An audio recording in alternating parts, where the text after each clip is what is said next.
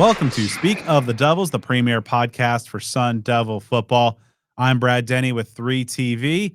Joe Healy is a little under the weather and on the injured reserve for this episode, but that just means we go to our very deep bench, bringing in sixth man of the year. I guess that's maybe cross sport contamination there, but Ralph Amsden from ACC hoops country. I guess that's why I have it in there. Ralph, thanks for joining the show. On coming on to talk a little National Signing Day. Used to be such a huge deal, and now it's just kind of, there at the awkward spot in the college football calendar.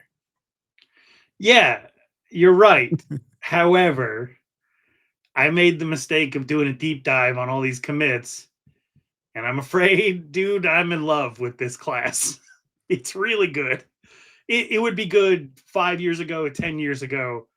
I don't know how they did it, but they quietly signed just a fun, possibly very effective high school class this year, or they're going to sign, hopefully. Fingers crossed. Yeah, as full disclosure, as we record this on Tuesday evening, most of the signings should be happening early Wednesday morning. Used to be, the biggest day for fax machines, but that's no longer the case. Those national letters of intent will be sent back in. Should be wrapped up by about mid morning. But yeah, it's definitely a class that has taken some turns over the last several months. We'll be talking to a couple of the key parts.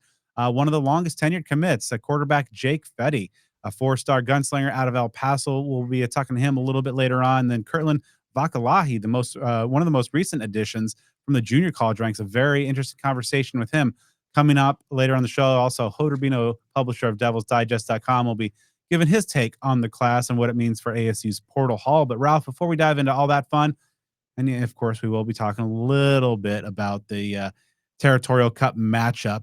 Some news items to pass along. And so, of course, the portal doesn't open until January 2nd as we record this. It's exactly 1 month out. But, with the regular season now behind us, you've seen it across the country that players are starting to make their intentions to explore their options and jump in the portal. Known that has come to ASU. The first domino has fallen with a reserve linebacker, Tate Romney, a guy who was a starter in 2023 for, obviously a very transitional year in Sun Devil football. Battled injuries last couple of years, a local product as well. But, with even though some of the most starters will be leaving after this season, he's exploring his options, or announcing his intention rather, to explore his options for his final year. I think it's probably a smart thing to do on his end. He's going to be a contributor for next year's squad had he stuck around. He knows the defense. He's been effective in it at times. But when you reach the point where you realize you're not probably going to be NFL talent, then you got to maximize your earning potential at the very end of your collegiate career. He's a graduate transfer. He's going to have an Arizona State degree. He's absolutely a Sun Devil. But at this point, he needs to do the best thing he can to set himself up to have a little bit of a nest egg moving forward. I think it's a smart idea on his part. He's certainly going to be missed, but linebacker play is not something that this team has lacked. Yeah, of course, with Jordan Crook and Keyshawn Elliott being absolutely lights out so far this year. And then you're looking ahead to next year. You have Martell Hughes, the up-and-comer, who quickly, and all of a sudden, he's going to be a junior next season. Then Cyrus Fiaseu coming back after a medical redshirt, unfortunately missing all of this season. You have some intriguing younger guys in there. They'll obviously be active in bringing some guys over in the transfer portal. But AJ Cooper and the Werewolves, as they like to call themselves, will probably be another formidable group. Again, one note to pass along on the recruiting front, on the decommit front, before we talk about all that class that's got you so excited, Ralph. Defensive end Ronald Derrick out of the Waco area. I know you have some feelings on that general region of the country. He has decommitted. He's was committed to the Devils for a number of months, but he recently decommitted and is now part of Northwestern's 26 class. Yeah, man. I tell you what, it takes some thick skin, literally thick skin, to look at the weather on the north side of Chicago in early December and look at the weather in Tempe at the exact same time and say, you know what? I want to maybe see if I can get enough NIL to boost my jacket budget, because it's Northwestern's great, man. I took my kids out there. It's a fantastic place. Looks like a temporary great place stadium to play football. Yeah. Yes. but it's very, very different than what he would have been experiencing in Tempe. That one caught me off guard, especially the destination, especially it being Waco. I wonder if that was a sort of a relationship development over time, financial incentives. You never really know at this point until somebody comes out and gives an interview. Maybe he's a little too honest. But yeah, that one shocked me for sure. I mean, he's been on the show after he committed to the Sun Devils. A smart kid, so obviously going to a Northwestern. He's a a smart kid. We'll and wish him luck in the future. But as we'll discuss, Ralph. A lot of players that have remained committed and will be signing with the Sun Devils to get excited about. One note before we dive into a look back real quick at the U of A debacle. ASU got off to a very good start in their 2027 recruiting class, picking up a commitment from four-star wide receiver Nico Bland, 6'1" receiver from Orange Lutheran out in California. That's a powerhouse program there. And also, kind of looking ahead to that 2027 class, ASU has recently done that as well with their Golden Ticket local campaign. Of course, California has been one of their historical hot recruiting terrains. Ralph, what do you think? About ASU's 27 efforts. Obviously paying off with a big California commit, but I know you've been covering local recruiting and local high school football better than anyone for a long time now, and I don't think we've gotten your thoughts on your appearances about ASU's Golden Ticket Initiative for 2027. Okay, so I don't want to get myself in trouble here, but let's talk about it because I think my first time ever running into the wrath of Arizona State fans was commenting on the billboard campaign of 2012. Um, I talked to some athletes that were at Hamilton High School at the time. I think Quaylen Cunningham was amongst them. Went on to play at Texas A&M, and I asked him about putting the billboards up across from the high schools, and he said, we got more billboards than we do offers out to Arizona kids, so it's not really something that appeals to me all that much. And he's talking about the billboards specifically. For some people, it's going to be flattering. He was raised by, he's the son of an NFL player, Rick Cunningham. So, the flashy stuff wasn't really going to be necessarily for him. And I publicized his comments, and a lot of the blowback actually came back on me. I ended up having to defend what a kid was saying about some billboards. I think it's always fun to do some initiatives like this. I do think you have to think some of them through. So let's talk about golden tickets. What is that a movie reference to? Willy Wonka. Okay. Were the golden tickets a good thing? At the time, they seemed to be a lot of excitement, but like 5 kids dead or presumed dead? Right. Augustus Gloop drowned in a chocolate fountain. Yeah. One girl turned into a blueberry, another one shrunk. Yeah, so that always struck me as like a Roald Dahl enthusiast of we're saying the golden tickets are I get the cultural expression. Golden ticket means like fast pass or whatever, but also they don't necessarily apply. A golden ticket isn't an official offer. It doesn't mean that you're getting an official offer. You still kind of have to live up to the hype of that. And so I think it was a creative initiative. I don't want to beat up on it. It was far out. You still had players that kind of needed to prove themselves. I think it did more for the players than it did for Arizona State in that it kind of made some of them household names.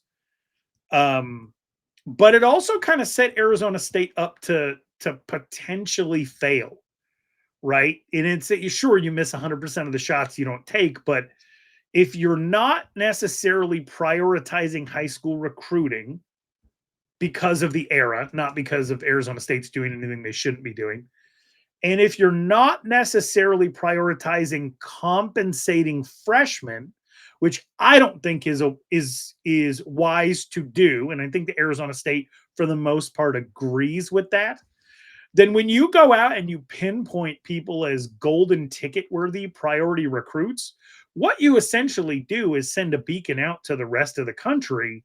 Hey, these kids that we've seen up close are the best of the best. And you open them up to the possibility of early compensation. And if that's not something that you're open to as an institution, or something that you promote, or something that fits in with your philosophies, which again, I want to reiterate, I think is smart, then you actually set yourself up to miss these kids. So there's multiple factors that go into me not necessarily ever really liking this initiative or being behind this initiative. Literally, as an ASU lit major, didn't make sense to me.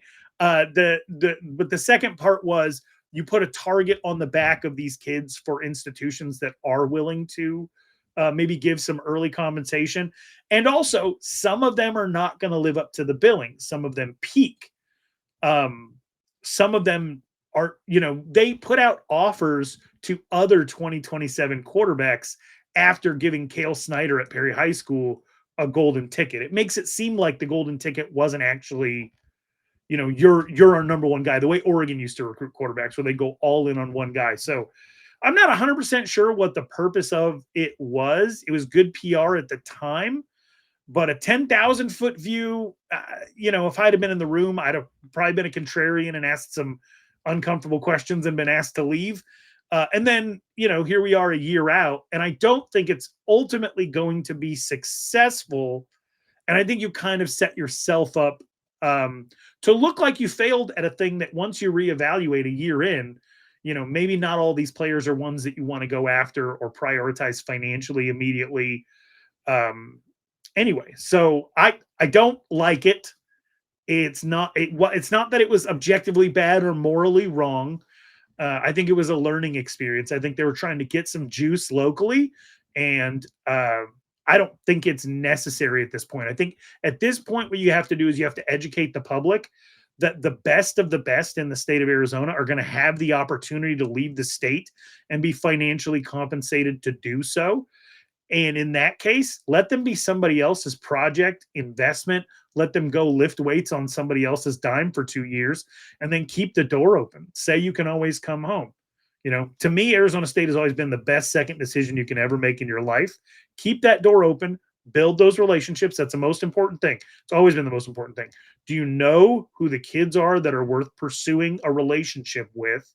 And can you keep that going in the event that they end up back in the portal, like a Cole Martin, who is back in the portal for a third time? Is that juice worth the squeeze, bringing him back from UCLA now that he had a 60 tackle season? But his dad's probably not going to be retained on the staff out there. So, is that type of stuff, players that could fit in here, but want to come home because they didn't get on the field elsewhere, or got recruited over the top of, or they get homesick.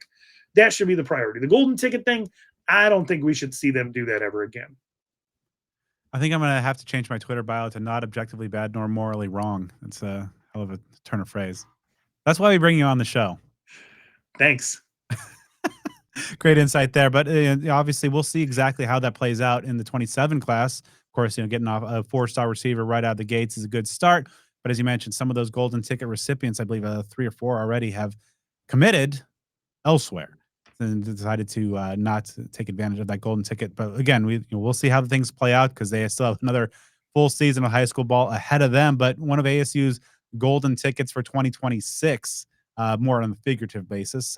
We'll talk to him here just in a second. Jake Fette, of course, one of the top gunslingers in the country, a top 10 quarterback in the entire nation, a 4-star prospect out of El Paso, Texas, nicknamed El Paso.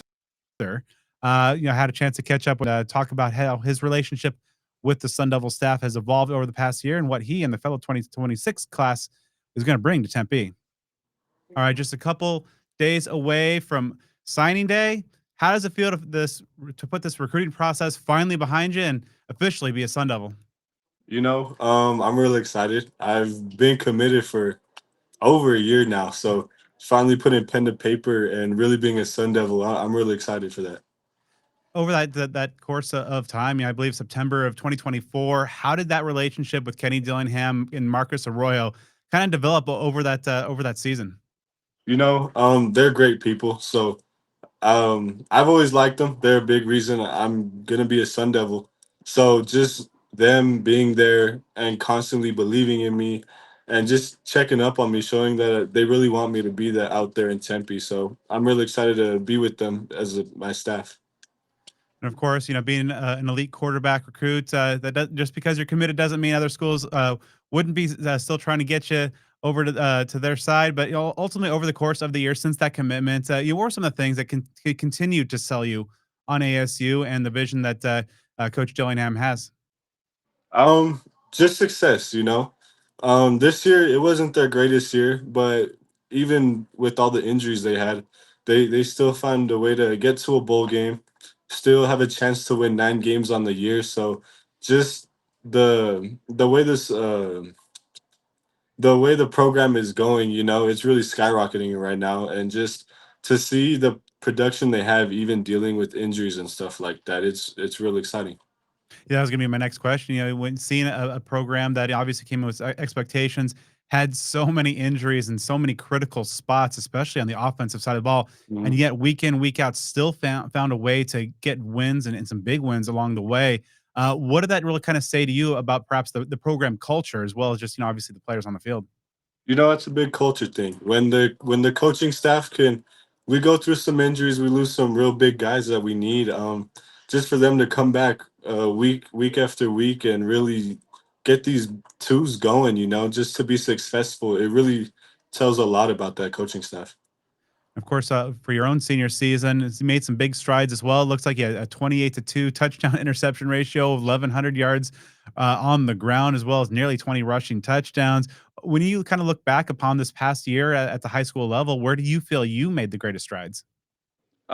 Just making the right decisions, you know, not putting the ball in danger too much. Those interceptions, they weren't really putting the ball in danger, just some miscues. So just really taking care of the ball and going through my progressions and stuff. The staff we have out here at Del Valle, they've really helped me throughout my career at Del Valle. Just learn year by year, get better, my feet and all that. How do you feel that you've grown as a leader over the course of your final high school season? I think I did real well, you know. When you're a younger guy that takes that starting spot, it was kinda hard for me to be a leader, you know. I'm playing with these guys who are 3 years older than me. So it's kinda hard to lead, but once you get older, a little more mature, it's easier to take that leadership role. Of course, you're one of, I believe, 8 Texas commits in this 2026 class for the Sun Devils. How have you seen kind of this Texas to Tempe pipeline continue to flourish throughout the course of 26? You know, these coaches do a great job of recruiting in Texas, and it's just because they care. So just showing that they really care about us as just people, not just players. So just that it really helps them recruit in Texas. As one of the top recruits in the entire 2026 class nationally. You obviously know a lot of very high level players across the country. How have you all kind of seen perhaps the overall perception of Arizona State grow over the last couple of years? And how are the Sun Devils viewed? You feel given their level of success over the last couple of seasons? You know, I think everyone's starting to earn respect for us out in Arizona. 2 years ago, I think it was, we win 3 games.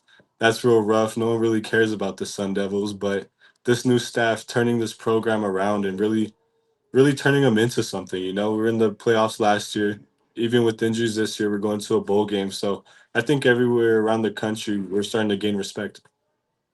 Now, when you look at this entire 2026 group of signees for the Sun Devils, what are your thoughts on this class? You and the fellow prep guys that are going to become the next generation of Sun Devil players.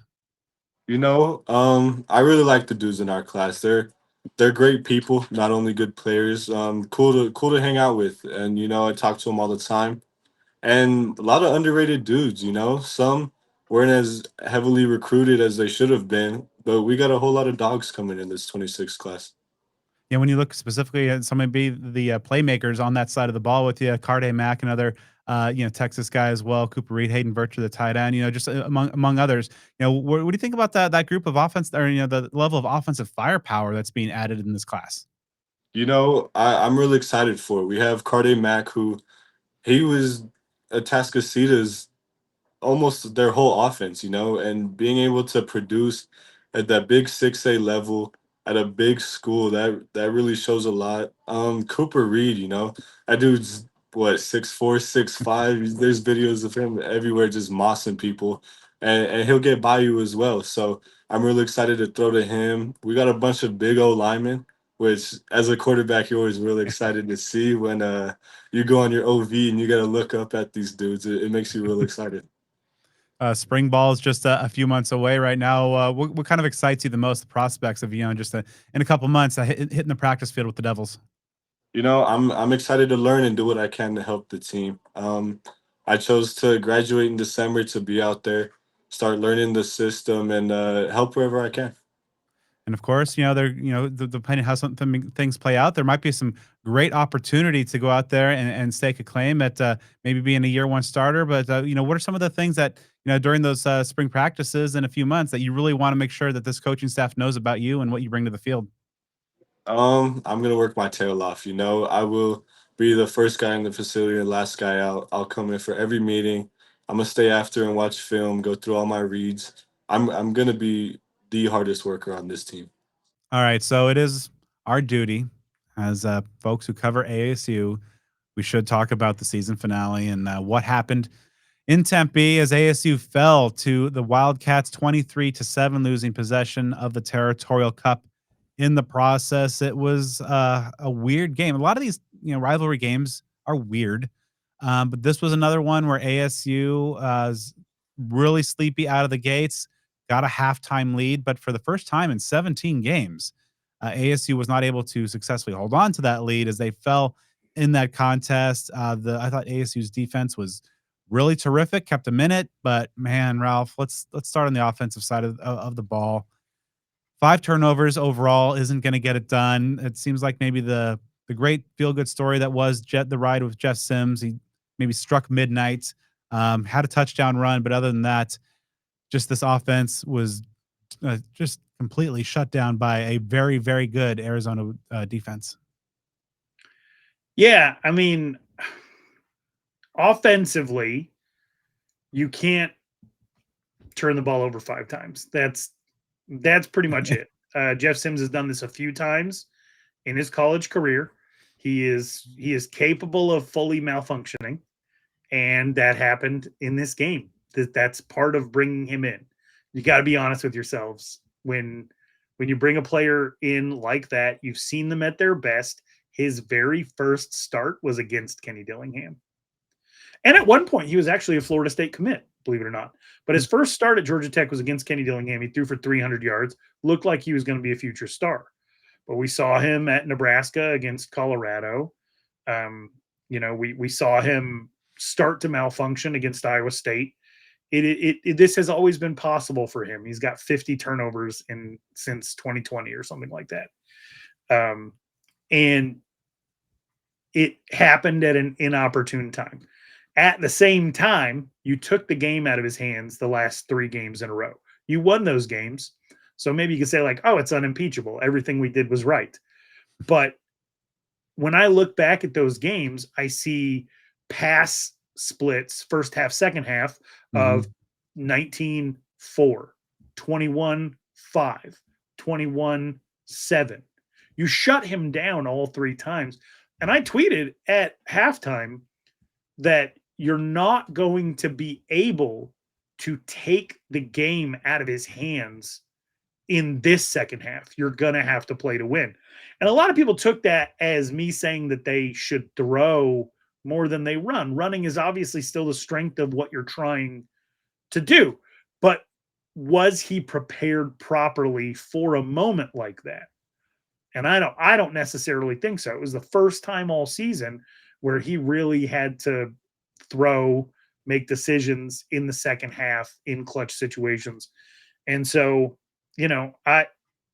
coaches take some blame. It's part of being a coach, and the quarterback gets all the blame, especially when you glitch out in a rivalry game in front of everybody. And that's just going to be what people remember. I hope that they remember it in the context of Arizona State only even really having an opportunity to get to 9 wins in the Territorial Cup because of him. And I do think that people will be kind to him. And at the same time, because he didn't win that game, as is the nature of college football fandom, like an Emory Jones before him and others, it'd just be a footnote, that in games like that, you're pursuing greatness, and greatness is not what happened. It was ugly. And so, I hope that I hope fans are able to, once they get further out from this game, really appreciate what he was able to do. And at the same time, the Territorial Cup is very important to this fan base. And that's going to be a game that people really try to forget for sure. I mean, when you look at the macro view, like Kenny Dillingham after the game was telling us, 3-1, you take that. But when that one is to Arizona at home, and then the fashion that it unfolded, that really takes a lot of bloom off the rose. And, Jeff Sims is one of the most well-liked guys in that locker room. He has the respect of everybody. The story had been good because you had the Jeff Sims experience, those first 3 starts in terms of just, having those turnovers and those mistakes, but also the playmaking. But the playmaking was almost completely absent outside of that one run and that one drive. And he, of course, was not helped by the fact that Jordan Tyson valiantly came back to the game, but then ultimately went out for good. And probably we've seen the last down of him in maroon and gold in that second quarter. That hurt. But I mean, you look at the macro view of this offense all season long, Ralph, 11 straight. They got a couple touchdowns against NAU in the first quarter, and then that's it. Rest of the season, no first quarter touchdowns. That's insane. Just that the talent level that we've had, and even with like we were with the Sam Levitts playing half the year, Raleek Brown playing, just to not score by accident, even over the course of 11 games like that, is really baffling. But of course, you got to tip your hat. U of A's defense. We've talked about it extensively last week, and all it's been one of the best stories in college football. Danny Gonzalez is a Broyles Award semifinals for a reason. I think he better damn well win that thing for what he's done, engineering one of the worst units in the country to one of the elites. But it's just having your worst possible showing in that game is just a recipe for a worst case scenario.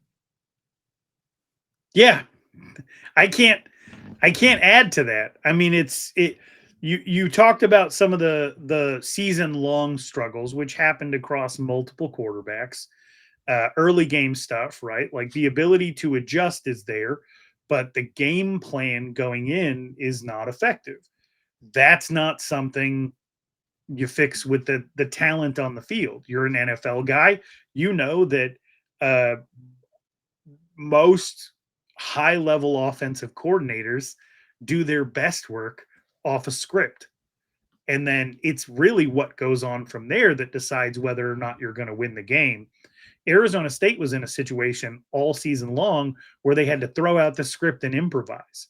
Well, what's the point of having an offensive coordinator on a 3-year deal if you have to throw out the script every week to improvise? So those are things that are going to get handled in the building, in-house. I'm not a call for a job guy, but I am an objective observer of data, and that's not the data that you want, in the same way that we talked about special teams. And I'm willing to admit that's not the data that you want. Is firing somebody the answer? I don't think so. I think a lot of stuff happens in the off season that relates to the results of what happens on the field in the season. I think the hay's already in the barn in a lot of this stuff. And so I think it gives Arizona State a lot to evaluate on how they can be more effective out of the gate, because eventually your reputation as a coach, offensive coordinator, head coach, position coaches, all of it is based on observable output. Football guys might understand that you're doing the right thing, but the person that signs your paycheck, the people who make high level decisions, they want to know that you're in the top half of your conference. Like, think about when Herm Edwards got introduced as the head coach of Arizona State. Ray Anderson presented observable, measurable metrics, 4 stars from California, top 15 rankings, finishing in the top 4 of the Pac-12. All of those things were put out there as things by which he would be judged. You're going to judge your offense based on whether or not you're able to score points. And instead they attempted about like 20 something, high 20s field goals this year. Yeah. Red zone was brutal. First quarter offense was completely non-existent. Only went over 30 against one Power 4 opponent. Scored 7 against your rival at home. All of those things matter, and all of those things will be handled by people who are much smarter than I am. But you can't look back on how this season went and the microcosm of the Territorial Cup and say that you're satisfied with where things are at right now. The ineptitude of the offense against Arizona was further damning by the fact that of what it did to ASU's defense, which played an excellent ball game. I thought. I mean, even as non-existent as ASU's offense was, they were still in the game in the fourth quarter. They had a chance to, and finally getting some momentum. They had a drive, getting down deep into Wildcat territory before turnover number 4 happened, but had a touchdown been scored there. All of a sudden, it's 16-14 with about 11 minutes and change to go with the defense that had been balling out. But the play discrepancy was just so jarring. I mean, while the Wildcats had 3 red zone opportunities to open up the game, came away empty in each of those situations. ASU's defense was playing out of their minds. And even, getting into the fourth quarter, having just allowed 16 points to a ranked team, pretty good. That to me is a winning effort. But ultimately, when you're, negative 30 some odd in the play differential, the time of possession was about 40-20 in favor of the Wildcats. ASU's defense ultimately just wore down. They completely shut down the Wildcat run game until the back half of that fourth quarter, when it was just like the dam just finally broke. And it was really a shame to see, because ASU's defense was just so good for 11 out of 12 games. That thrown off that weird Utah result, but they were just so good. But time and time again, week after week, we saw them have to put the burden of the offense on their back and doing just enough and getting these games into ugly mid-20 to low-20 slugfest. And credit to all involved to be able to get 8 wins out of that. But in that situation in the most important, most anticipated, most watched game of the year, for it to unfold like that was really unfortunate. I agree. And the countdown to trying to get the cup back starts now. We're going to be thinking about that one for a long time. All right. So as we put a bow on it, I mean, that's a loss, 8-4. After the game, Kenny Dillingham really tried to pull things back in the macro. He didn't want to necessarily talk about anything beyond 5 turnovers. What do you expect? You're not going to win. A point that you made right at the top. But, when you look back at what everything ASU has been through over the course of this regular season to pull out 8-4 with a cup loss in that fashion, what did that Territorial Cup game say to you, Ralph? What kind of, tints did it put on, your view of this entire season as a whole? I think it just showed that you can't hide for too long. If you can't score early, if you can't support your defense, if you can't sustain drives, if you can't run up the interior, if you don't have consistent tight end production, wide receiver 2 production, basically, if you're covered in warts and you run out of clothes, people are going to know. This was not a good offensive football team with Sam Levitt, without Sam Levitt. Raleek Brown deserves a ton of respect for going over 1,000 yards rushing, putting on the weight that he did to be an every down back, and not really being a between guard and tackle, between center and guard type runner. Not having a ton of success there, having some, but not a ton of success there.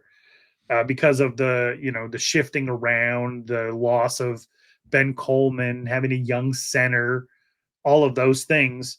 But the receiver stats were unacceptable going into 2025.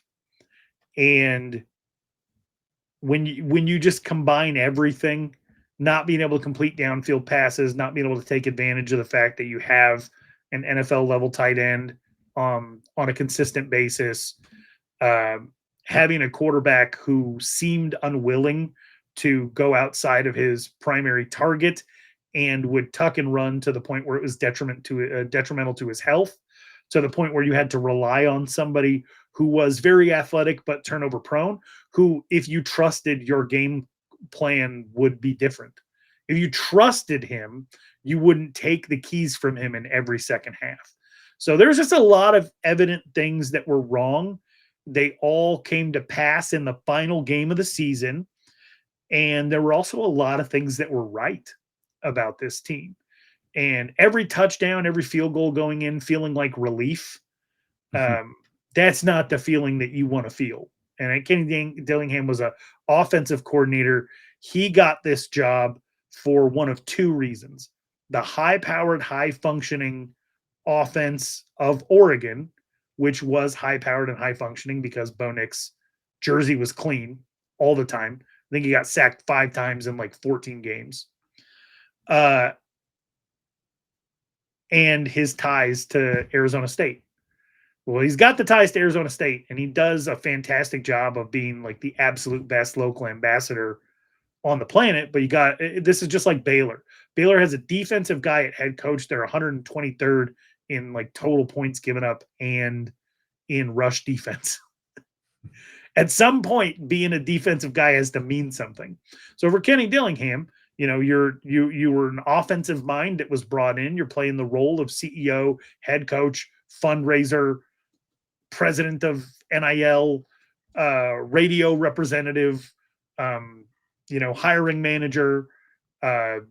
You're playing school teacher. You're playing sports psychologist. You're doing all those roles. But at the end of the day, you got this job because of your ability to help manufacture points.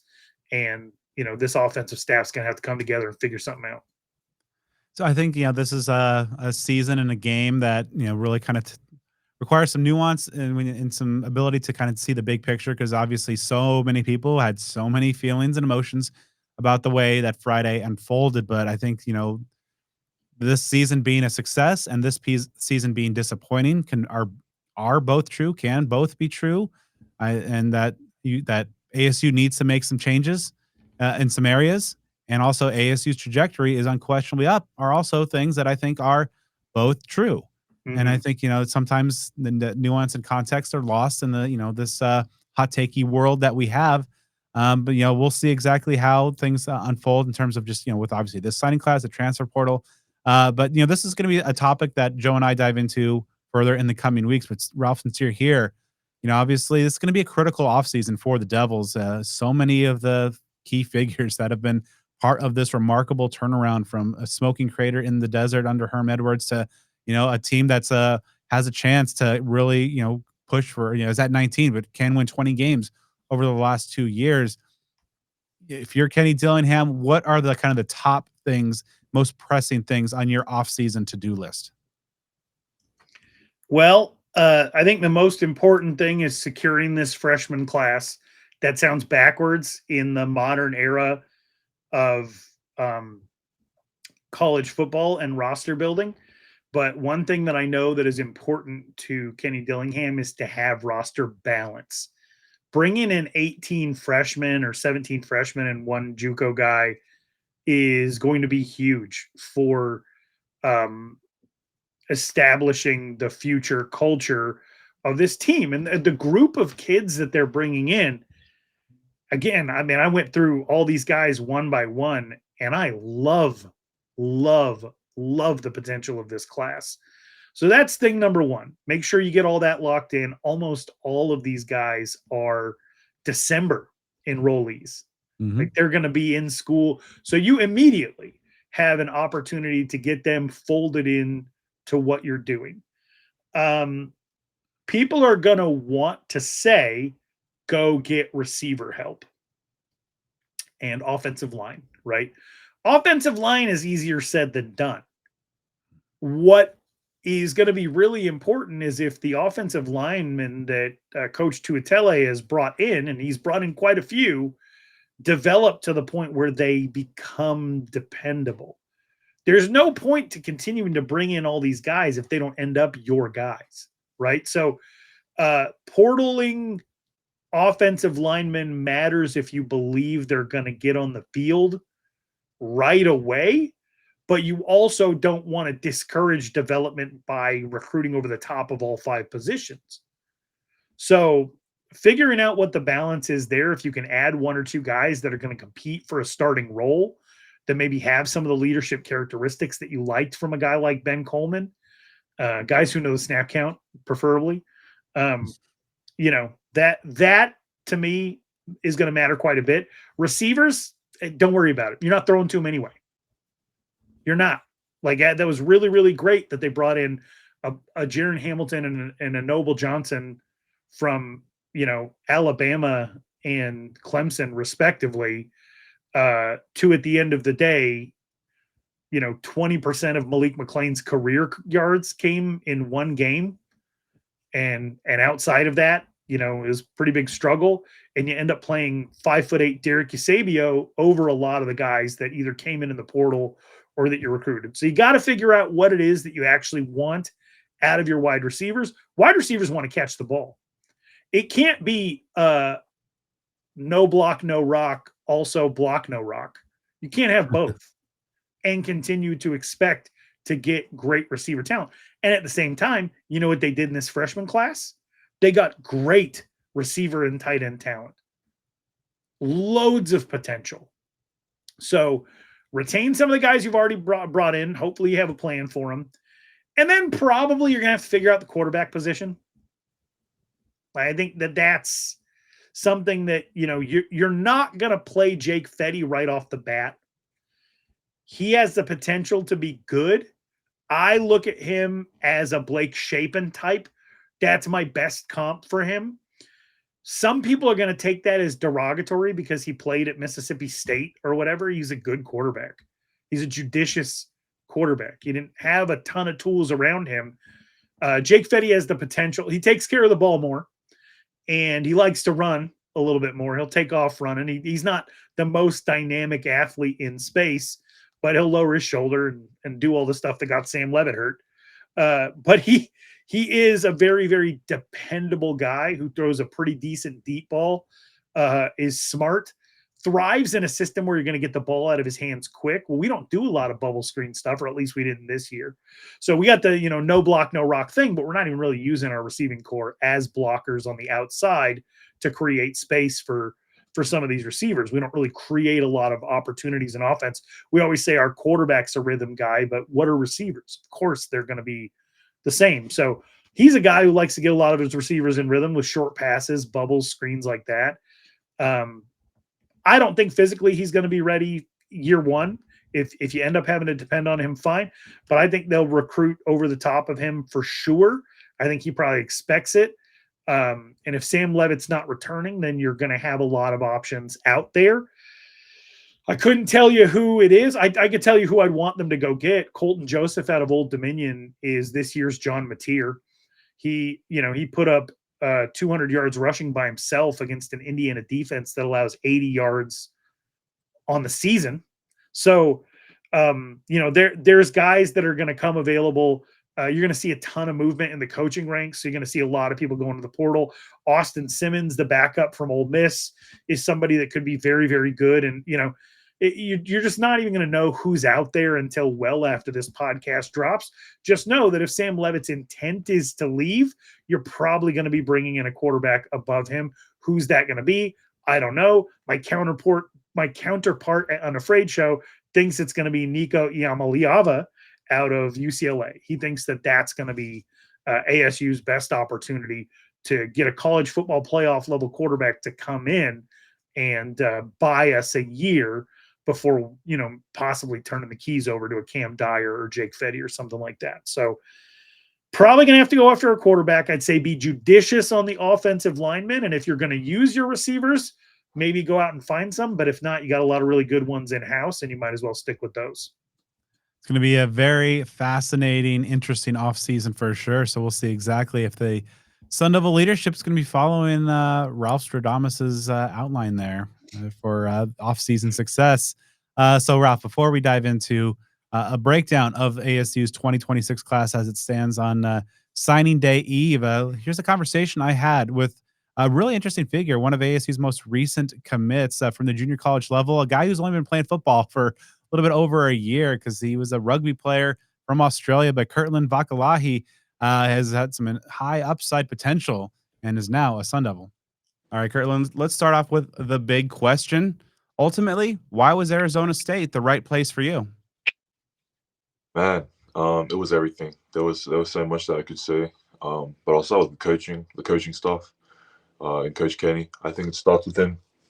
Um, he, the way he carries himself and the way that he runs his team, the expectations that he has, and the way he goes about expecting it and actually like executing that.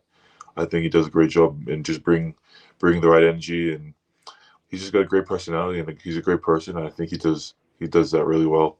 And the motto that they have, having more fun working harder than anyone in the country. I really think that I could feel that when I was there. Um, and I think it went through the whole team.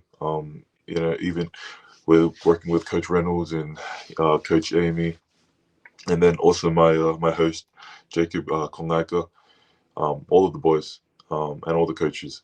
They all just really had that special kind of feel, and just good personalities, good people, and yeah, I think that was the main thing that really made it feel like home for me. So you mentioned kind of the program culture and everything that Coach Dillingham is really trying to get in place over these last couple of years. And of course, you visited a couple of weeks ago here in Tempe, got to see things up close, meet these people face to face. What were some of the things that really kind of jumped out to you outside of that, that program culture that really kind of also sold you on becoming a Sun Devil? There was also just the development that I think that Coach Reynolds can do. I think that he can make me a great player. I think he make me a better player than I am now, of course. And he's got the right tools, and he's going to be able to refine me and refine my skills and use my full potential. We've got like 3 years to do that. I've got a redshirt year and two to play. And whether I use that redshirt year or not to develop more, he's really willing and able to work with me on that and just kind of see where I can fit into his team, and hopefully make an impact. In my first year coming in, if that's something that's possible.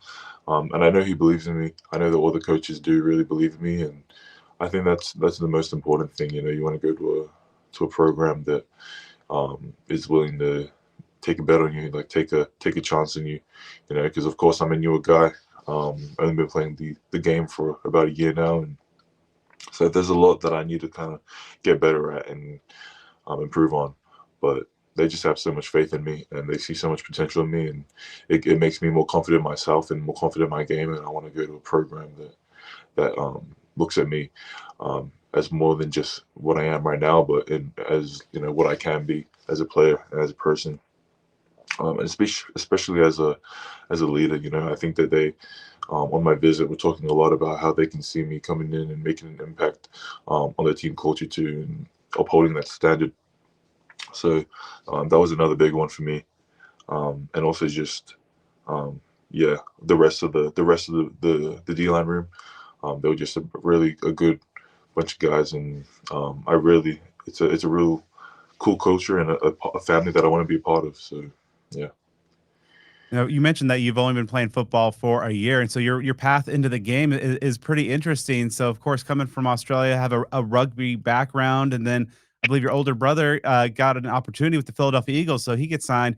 So, take our viewers and listeners, through your path into American football, and that ultimately landed you or is landing you in Tempe, Arizona. Yeah, for sure. Man, it's a long story. But pretty much, my brother, he was recruited by an Eagle Scout, and he was recruited about a year and a half or 2 years ago, in that range. And at the same time, I was playing rugby. It was my first year out of high school, so I was just playing rugby and doing my thing with that. But when I heard that my brother was getting into football, it kind of you know little bit of a spark in me, made me a bit interested, like, oh, what's going on here. So it started off really small, but after my brother was getting really good at football and kind of learning the games, and eventually getting signed with the Eagles, through the international roster spot. For me, that was like a big, it changed my mindset a lot and kind of showed me that there's really a real opportunity in this. And so I continued to look into it and talk to the international scout, Chris Neole, and he introduced me to kind of the coaches at New Mexico Military Institute. They named me Broncos, and from there it was history. I just, I was like, yeah, let's do it. And then I flew over last fall camp, and yeah, just started learning the game, and little by little, just built my understanding of football. And over the past year and a half, the past 3 semesters, I was able to graduate and work my way to the next level. So yeah, here I am. Obviously, there's some similarities between the two sports, rugby and football. With that, was certainly the physicality jumps out most. In what ways have you found that rugby maybe helped prepare you for that transition to learn, all the nuances that American football has? Yeah, definitely. There's so much that does translate and correlate, but I definitely think it's not as much as people think. Mm. It's totally a different game, but there's things that do translate, and I think that being a player that is coming from a different sport, you have to be able to be very adaptable, and you have to be able to take, what you already know and build off of it rather than start, fresh from the bottom. And so, I try to take things like tackling, just my simple tackling technique or spatial awareness, tracking the hip, things like that. What else? There's a few things, but I think the main thing is that you have all these skills and you have all these things that but you have to be able to build off of it rather than coming in and just losing all those skills. So I think that my coaching staff and Nemi did a great job of kind of taking it slow at start, a slow start, and just developing me from what I did have. So we had a lot of those drills, those tackling drills where I'd be trying to, transfer what I already know and put it onto the field. Yeah.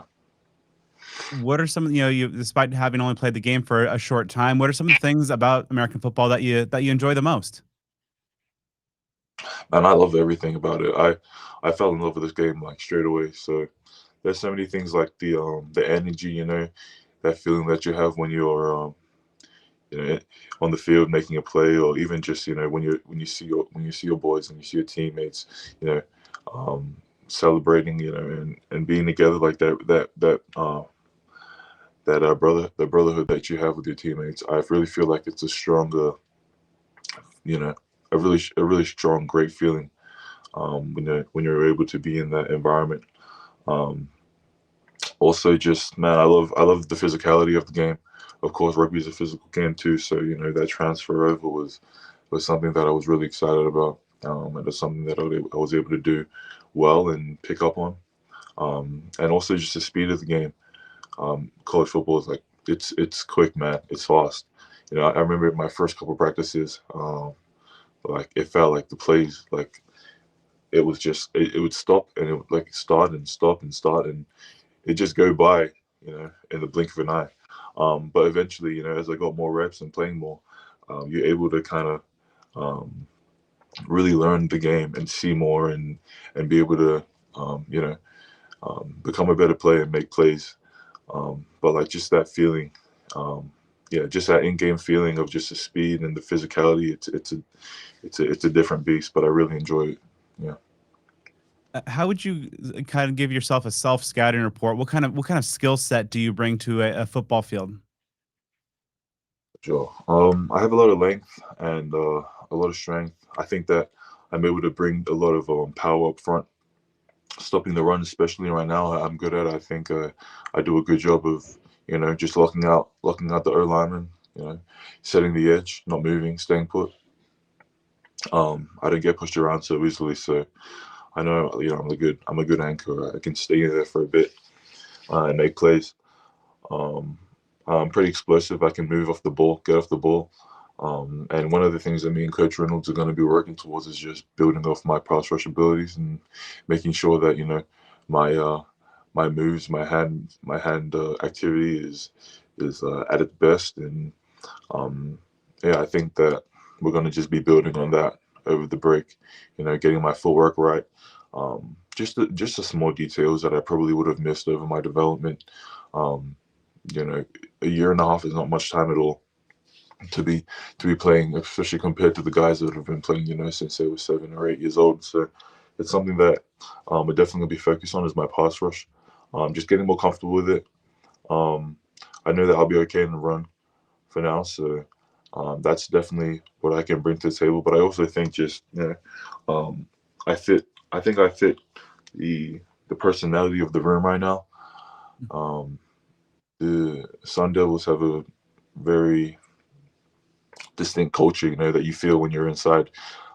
It's just like a family in there. Everyone is really supportive and working towards the same goal. Very goal driven, and so I think I fit the culture, and I think I'll be a good add to the team. Yeah. Of course, the ASU defense has had a couple of really strong years under defensive coordinator Brian Ward. With what he likes to do up front with the defensive line, what kind of jumps out to you and like excites you most about playing in his scheme, and where do they see you kind of fitting in along the line? Yeah. So yeah, Coach Brian Ward, he's a great coach, firstly, and I think he does a great job putting his plays in the best position to make plays. Example for last game against the team down south. We had like 100 rushing, like not even 100 rushing yards up front. So he does a really good job just applying the skills and the abilities of the plays. So especially for me, him and Coach Reynolds were talking about just having me as a true edge, right? Having me as a true defensive end, having me out there in a 5. But all of the D line, they really work in sync together. And you'll see that there'll be some packages where I might come in and build a little bit and tight end down, on third down, and I'll be inside, kind of doing like a little bit of a Watley kind of scheme where he comes and pops inside third down. Trying to force the ball out quickly and trying to make a play on the quarterback.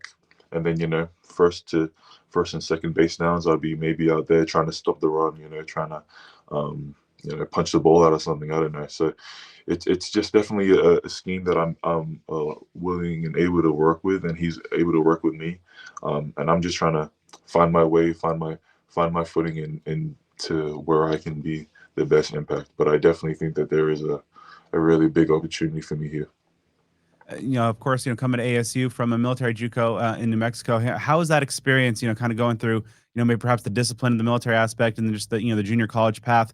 How do you feel that has shaped you along your journey? Yeah, it shaped me really well. It did a lot to me. It made me a very much a better person, but also a better player. There's so much things that I had to learn like on the fly. So coming in there, I came in on fall camp and have a month to prepare, not even a month to prepare for the first game. So I'm learning things literally on the daily with my head coach, Oliver Sukop, who was he was also my D-line coach, and he was the DC.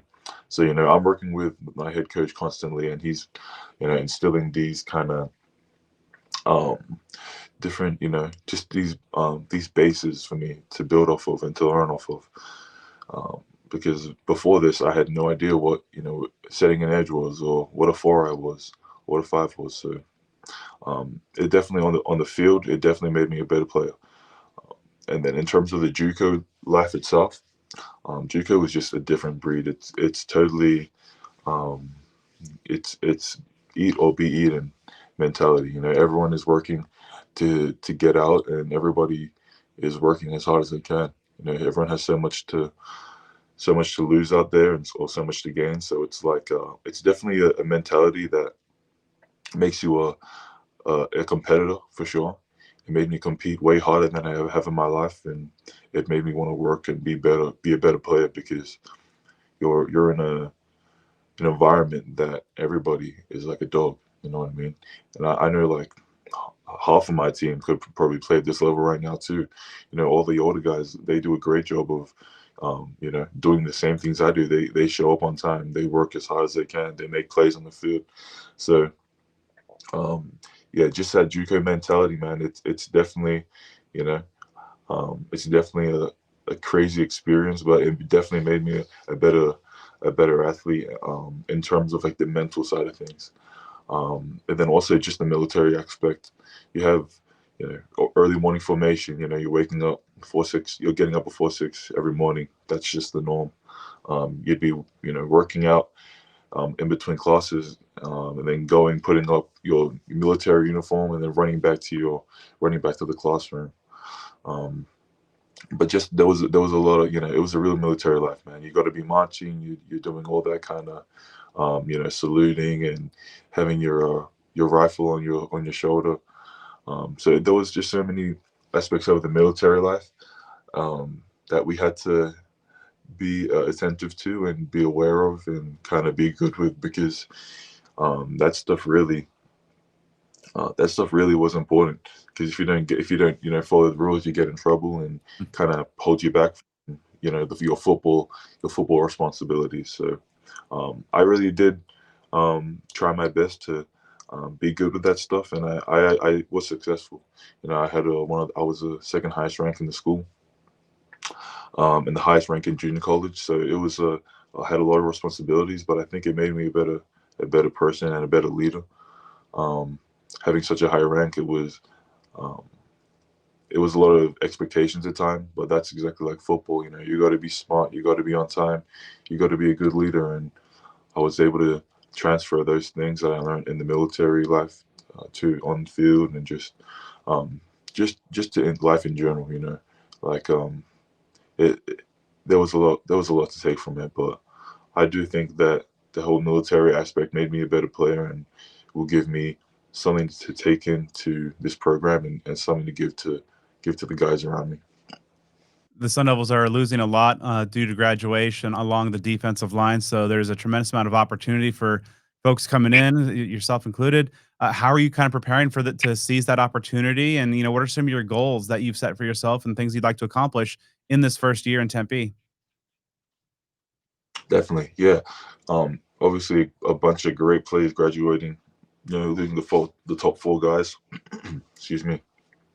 We're losing the top four guys. The top 40 So it's definitely it's like a change of mindset for me. Coming into a new program, the idea isn't now, start from the bottom and kind of work your way through the ranks. There's an expectation of me that, if I come in and they need me to get a job done, and they need me to be a certain kind of leader or a certain kind of player, then I have to fill that role straight away. And that's something that they're very open with me about. It's not a secret that we're losing these guys. This is something that was always known throughout the season, and so in their recruiting process, they're going to be looking for people that can make an impact straight away. And so, with them signing me and kind of putting me in a position now to come in and make that impact, I'm all in. I'm all for it. I know that I have the ability, the potential to be there. The coaches are going to be putting me in a position to do that. They're going to be coaching me, putting me, around the right people. They're going to be having me in the weight room. They're going to be having me, with this nutritionist, eating these foods, or putting me in all these different areas and positions so that I can become what they need for the team.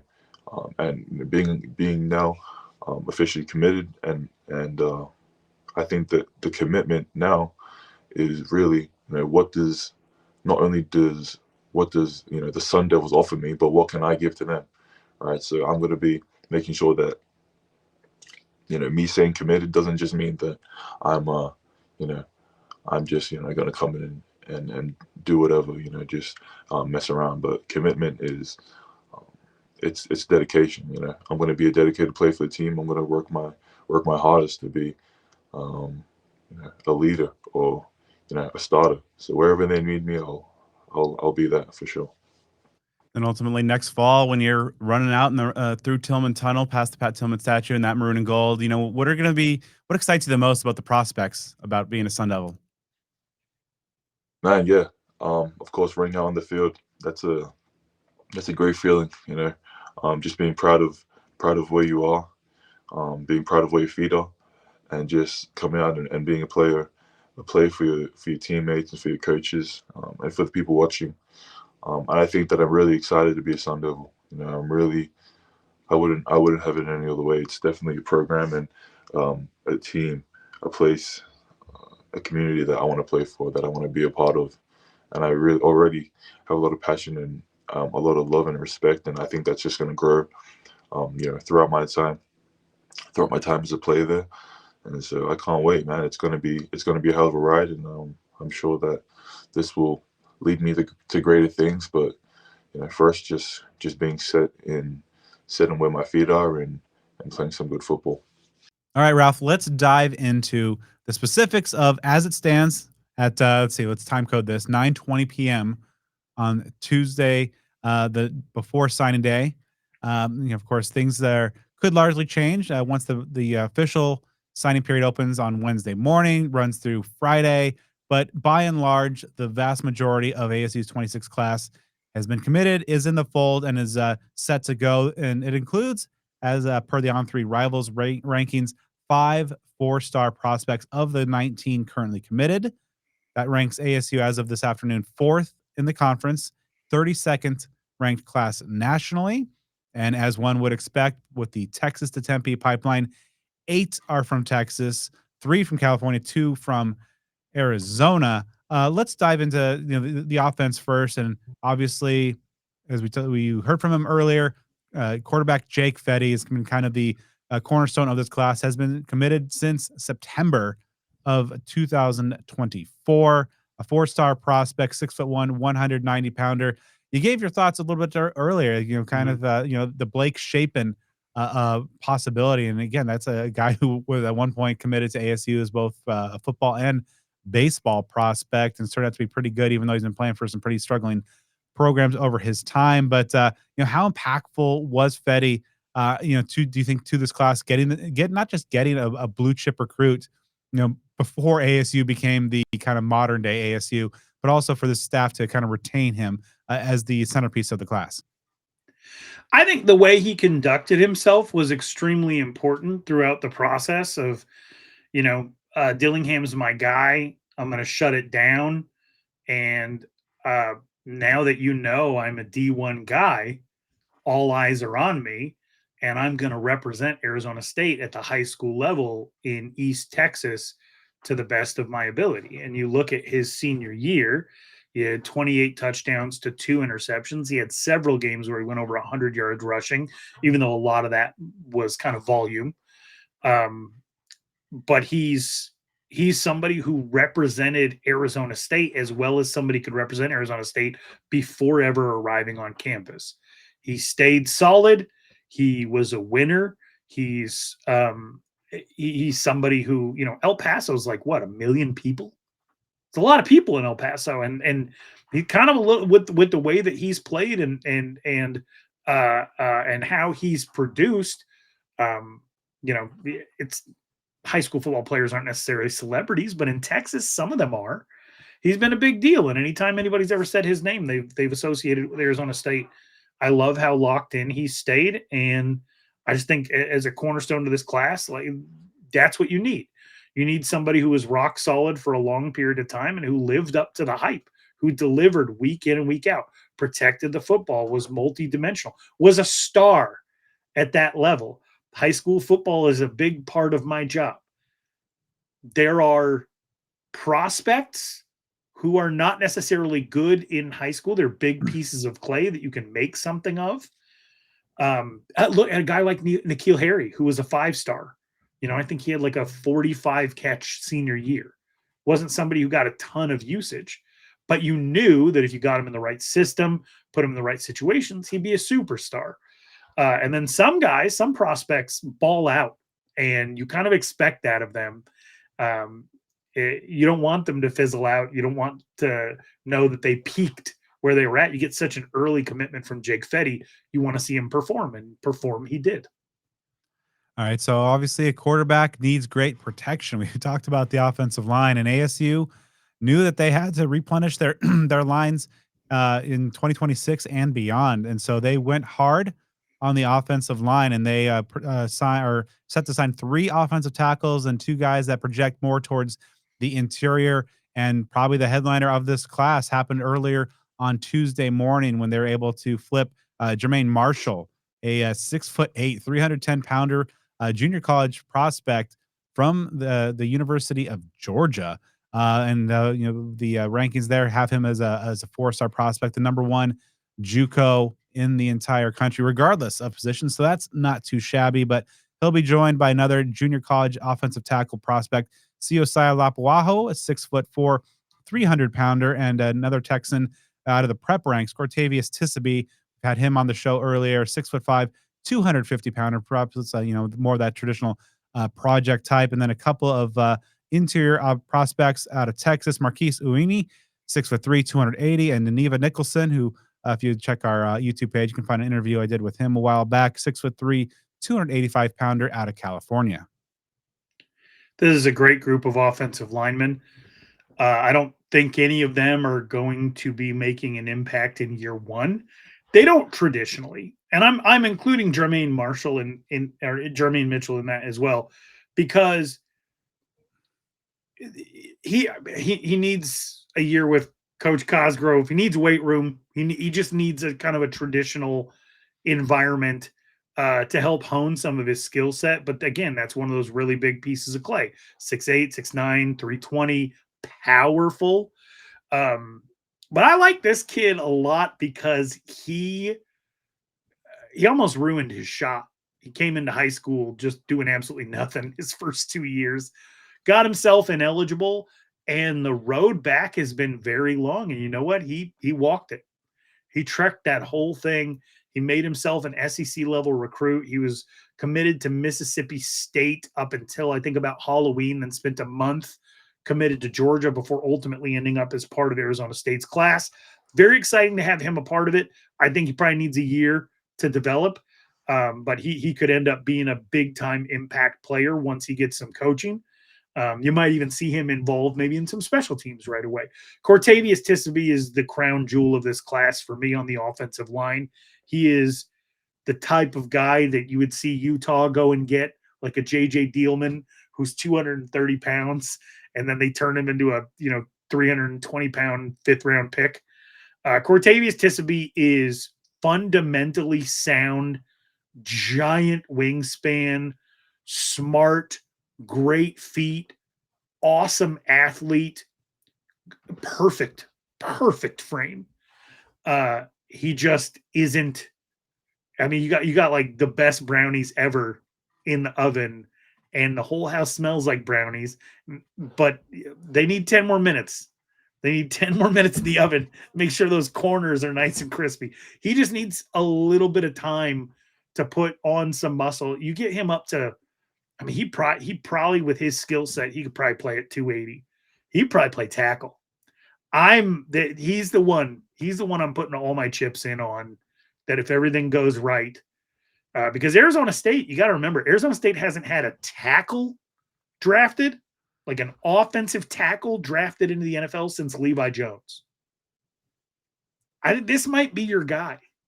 And so Cortavius Tissaby, by far the recruit I'm most excited about. I think they all have a chance to be pretty good. I just don't think so in year one. That's interesting because Mitchell is a guy that could project to be, because at least from a need perspective, because Josh Atkins is moving on.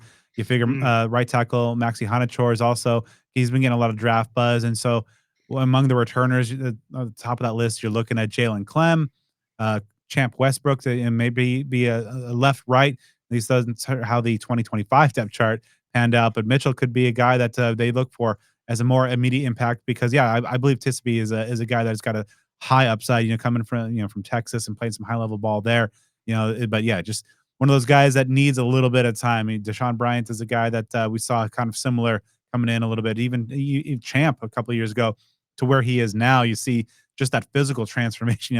It is rare, and for good reason why offensive linemen don't typically contribute right away as year one true freshman type of starters. They need a little bit of time. And yeah, you mentioned Joe Connolly and leading that weight strength and conditioning program, getting some more time in there to build that up. But it is definitely an area that ASU has been lacking in terms of just having that high level homegrown tackle prospect.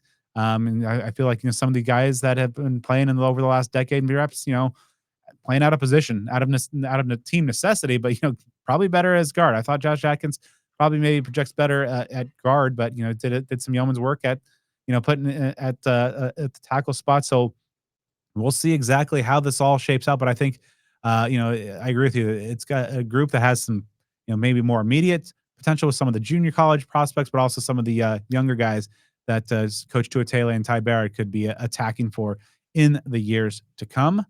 And then looking at some of the weapons in this group, you're looking at 4-star running back Carde Mack out of Texas, 5'9", 210-pounder. You're looking at a couple of tight ends, 4-star Hayden Vercher, 6'4", 220 out of California, and Landon Myrie, 6'3", 215 out of Ohio. Myrie, a 3-star. And then a wide receiver, Cooper Reid out of Texas. The guy that seems to be like the folks on the recruiting trail, a little bit plugged in, are really high on Cooper Reid, 6'4", 180-pound prospect there. How you liking the makeup of those weapons for Fette? Oh man, so I got to be real careful with how I talk about Carde Mack. Let's start with this. Do you like Cam Scattaboo? I think that's We'll go with yes. That's pretty easy. Yes. Yeah. Okay. Well, I don't have a Cam Scattaboo for you, but do you like Cam Scattaboo's balance? Seemed to be pretty damn effective. Yeah, it was probably his best trait, right? Well, I got someone who can do that. I got someone whose center of gravity is elite. Would you like your running back to be able to throw the football? Sure. Worked against UCLA. Carde Mack can hit somebody on a rope 45 yards down the field with regularity. He played a lot of high school quarterback. Is it important to you that your running back is able to lower his shoulder and get the extra yards? Yeah. Okay, great. Well, he can do that as well. Cool. Can he do all of those things at the same time as all part of the same like Tasmanian devil whirling dervish type stuff that Cam Scattaboo did? No, I think that's like a once in a forever type deal, but it is scary how much some of Carde Mack's traits remind me of stuff that Cam Scattaboo can do. And I can't say this about any other running back on the roster. I think he's somebody you get involved from day one because he's multifunctional, because he can special teams or whatever it is, or even a carry here and there. This is somebody who's been playing football since he could walk. And I don't think sitting around is going to go too well for him. I'd find a way, if you can, to have him involved in some way, shape, or fashion. He is exciting. And so like that, I just want to throw out Sean Aguano's track record is great. Not every running back that comes into Arizona State finishes at Arizona State. I want to acknowledge that. But this is a Texas, like there's a Texas legend gets overused. This is one of the best players in Texas, football players, not prospects that'll project to like NFL level. This is one of the best football players in Texas. Another one of the best football players in Texas is Cooper Reid. And, you look at a 6'4" wide receiver and you're like, yeah, but is he athletic enough? Can he hold up enough? Let's put it this way. He has needed surgery all year long. He's needed a shoulder surgery. Pretty important for a wide receiver. The Dripping Springs, which is a great school name, I think is who he plays for. Yeah. They're in the middle of a playoff run. He took about a month off. Doctors told him he couldn't damage it any further. He can get surgery after the season, right? So he comes back with a bum shoulder. This is his last 4 games. He has 8 touchdown catches off 23 catches and 400 yards. Not and bad. They're in the middle of a playoff run with a bum shoulder. He's great use of hands, physically well built, runs well. Usually I don't like it when people do the whole I have to compare a white wide receiver to a white wide receiver type thing. But I used to hate watch the Denver Broncos as a kid because everybody in Wyoming is a Denver Broncos fan. And until they got Jake Plummer, I would watch every game and root for them to lose, and it would never go well for me. But Ed McCaffrey, with his height and his build and the way he'd run and high point, there's a little bit of Ed McCaffrey in Cooper Reid's game, which at the high school level is really cool to see. Again, compared a white guy to a white guy, it happens sometimes. Some people do it all the time. But he's somebody who I find very, very impressive. I think he's going to be great. And then probably one of the more intriguing prospects to me on the offensive side, as far as a potential weapon, you got your multiple tight ends. Arizona State seems to have a ton of potential in that room. And that's what we're adding with your guy Hayden. He's somebody who Adam Brenneman in 7-on-7 season was tweeting out clips saying we need to get him more offers. No, Adam, we don't. No more offers. Shut it down. Hayden Vircher, right? The hands are impeccable. What he's able to do in pads with like a functional quarterback, because you look at some of his high school highlights and he's got to like stop, turn around, wait for the ball. But as far as just the tight end goes, this dude, he can catch everything. And his technique in catching the ball, always a diamond, always way out in front, always creates extra space with his frame. Looks like he can put a bunch of weight on. It's hard to tell if he even, he runs well in the 7-on-7s, and you think that that's going to translate, but just the level of competition he's playing with at the high school level, I don't think really showcased what he could do at the highest level. And I know people don't like to go to 7-on-7 highlights, but when you do, you realize like this is a very fluid athlete. So I just think offensively, I think they put together a class that has a ton of potential, maybe not a lot of day one potential. But of everybody on the offensive side of the ball, Carday Mack is the guy that I would try to make sure gets some touches and reps as a freshman. All right, let's switch over to the defensive side of things, starting in the trenches, because of course, you're losing an awful lot on the defensive line. You're losing your entire two deep at end. Jacob Kangaika's eligibility is up as well, so there's some opportunity on the defensive tackle.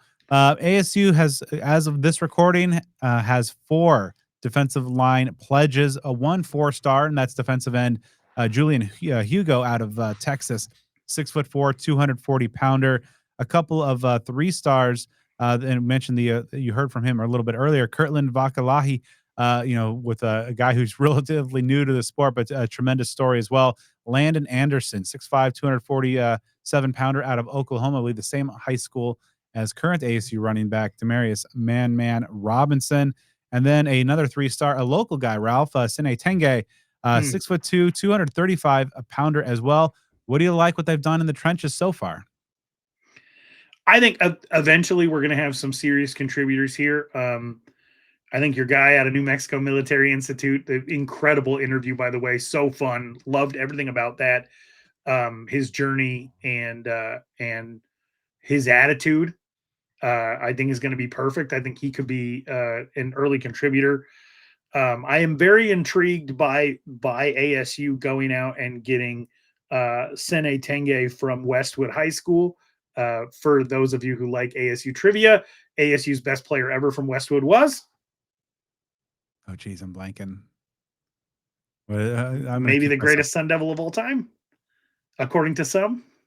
Oh, geez. Westwood. Was that Randall McDaniel? Danny White. Danny White? Was that Westwood? I think he was. Or I'm lying. I lie sometimes. Okay. But I think he's a Westwood guy. Mesa something, right? Yeah. Yeah. But yeah, so Tenge is an interesting guy because he played for a high school that is not that good at football, kind of the middling range. And he was athletic enough to get some carries. So his first couple of years of high school, he'd run the ball a little bit, and he got bigger. He's got a really strong inside pivot. I don't know if you've ever seen Myles Garrett do that thing. Well, of course you have. Yeah. Where he leads outside, then takes a deep step back to the inside gap and charges the quarterback. He's got that in his arsenal. I don't know how much that's going to come into play right away, but it is kind of a nice thing for stunting and stuff like that. He's athletic. What I liked about him this year at the Arizona high school football level from watching him is he had to play against Perry and Basha, two of the Chandler Unified School District teams. Basha's going to the championship. Basha has, at the time, I think all their offensive linemen were healthy, and a lot of them were like D1 guys. He held his own against both of them, and then he went back down to the level of competition that they had been playing. And after playing these two opponents that really made him work hard, he had 10 tackles for a loss in his next two games. He just once he figured out it's like playing Tetris on level 90 and then jumping down to level 5. Everything kind of slowed down for him and he started dominating. And you love to see that. You love to see high school players destroy competition that you would consider to be beneath them. He's going to need coached up. But, he's one of the locals, so you want to give maybe some extra attention to him. And like I possibly made up, he's from Danny White's school. So maybe there's some connective tissue there.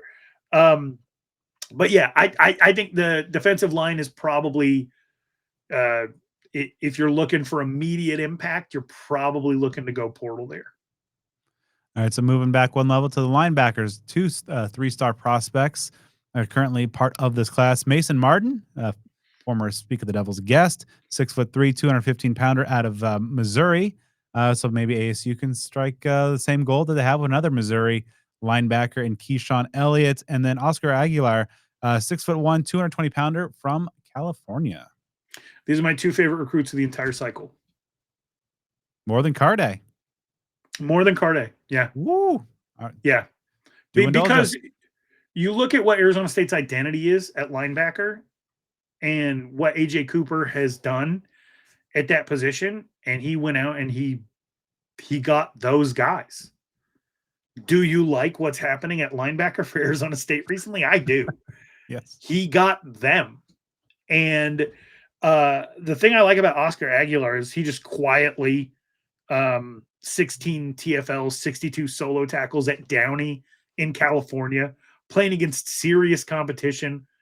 I think they got knocked out of the playoffs the other day. He had 15 tackles in that game, playing in a phone booth. And he just keeps to himself. No real social media presence, no 2025 highlights, no interest in self-promotion, just game wrecker. And he's athletic and he's very strong. And he's not at all filled out to where he's going to be yet. He's got good instincts, and he's like the lowest rated recruit in the class, which, of course he is, because he lacks that element of flash and self-promotion and stuff like that. I think AJ Cooper hit a home run with that one. And then you have Martin, who broke his school's record for tackles in a career with 421. It's a lot. 421. Do you know how many tackles he had this year? 183. 195.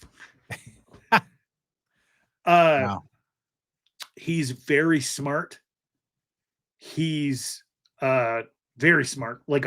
You could tell he watches film. His angles are good. He's a nasty one-on-one tackler. Great gap filler. Can fight off blocks. Real on-field villain. Real personality discrepancy. And I think you covered that in your interview with him, which I thought was fantastic. I love those recruit interviews. Nobody else is doing anything like that. They're fantastic. But these two players, I think, are the blueprint. I mean, ASU has an identity at linebacker, and I think they identified two very different players that are going to be able to, barring injury or anything unfortunate or homesickness or whatever, these guys are going to be able to step into the roles that that have been played this year and last, and handle them very effectively. These are the two recruits I'm by far the most excited about, as far as being able to say, like, if I had to say, um, these are 2 to 3 year starters, dependable contributors, fringe NFL guys, I would point to Aguiar and Martin for sure. All right, let's close out with the defensive backs, 2 corners and a safety. Some size at the cornerback position. All 3 of those guys currently 3 stars. I believe Jalen Williams, when he committed, was a 4-star per Rivals. I don't know what happened exactly with the merger there, but from Georgia, a 6-footer at 160 pounds, and then another corner, 6'1", 175-pounder from Texas, Daquan Dunn. And then another local guy, safety prospect, Zeus, who seems to be one of those guys that just filled every column of the stat sheet in terms of how he played. 5'11", 155-pounder, so a little bit on the smaller side. But what's your impressions of those DBs? So let's talk about the local kid first. So Zeus, he started at Saguaro. He ended up at Liberty. He's just always been in the mix. He's always been involved in everything. Once he committed to Arizona State, he really wore that as a badge of honor. He's, for anybody who's complaining about, like, oh, where's all the pomp and circumstance and results behind local recruiting, like, this is a kind of a cornerstone guy. Everybody knows him. Everybody likes him. He's performed at a high level and lived up to the hype in every game he's played. He almost got Liberty to the Open Division Championship this last week, when for the very first time their offense wasn't doing anything. This is a team that averages 43 points a game. They had scored 7 against Basha, and Basha had the ball and could put it away, and he got a pick 6, tied it at 16, gave Liberty, another shot at survival in this game. So he's a playmaker. He's good at high pointing. I don't think that 155 thing is real. Not at this point anyway. He's not going to be like a Miles Rouser type or anything like that. But he is a guy that plays the football really well while it's in the air. He is not afraid to hit and tackle, and he's an evangelist for the program, and he has been for a full year. I don't love kind of the lack of energy around his commitment. I don't know if it's because he's from the West Side and Liberty doesn't get like a ton of juice, or what it might be, or maybe it's the rating system that people are really kind of like caught up on that. But he could end up being your key to getting more players from in-state if that's important to you. And he could end up being a good contributor in the defensive backfield. So he's somebody that I like. Jalen Williams from Kell in Georgia is interesting because, and I don't love when they recruit that far from home. And he's out here by me. He plays for a high school that is extraordinarily well coached and is full of very talented players in the defensive backfield. He fought through an injury this year. I think he missed all of September. He's a hitter. He's a hitter from the corner position. He's a smart, heady player. And I think he kind of won him a game this year. I think he won a 3-0 game where he had an interception. So he figured that factored in. But he's somebody who at 6 foot, 180 with good technique, he can maybe find his way onto the field in his first couple of years on campus. Is he going to last on campus?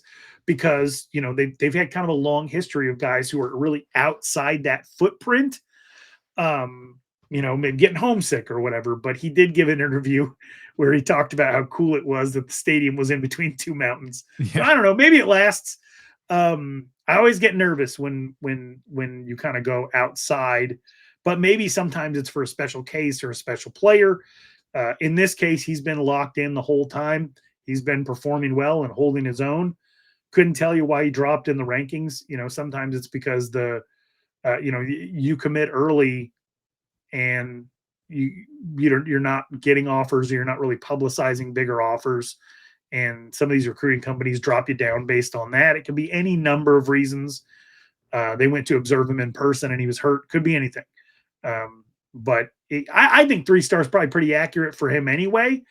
You got to understand the way the rating systems work is when they call somebody a 5-star, they're saying that's future first round pick in the NFL draft, which gets harder and harder to project when you have guys who are getting recruited over that don't necessarily always get the same level of opportunity they would have gotten in a traditional environment. 4-star is somebody who they think will be an eventual NFL draft pick and an all-conference player at the Power 4 level. 3 stars are people who they believe could start at the Power 4 level or be all-conference at the Group of 5 level. So, when you see 3-star, it doesn't mean like guaranteed bust or flip a coin. It means they think eventual starter 2 to 3 years down the road. So I think that's probably accurate for a guy like Jalen Williams and Zeus. It's not the most exciting defensive backfield recruiting crop, but it could ultimately end up being a very effective one. All right. So as we kind of wind down on the look, let's take a macro view here. And overall, when you look at this group of 19, what are some of the group strengths that jump out to you, and what are maybe an area or two where you thought maybe they, maybe could have done a little bit better? There's no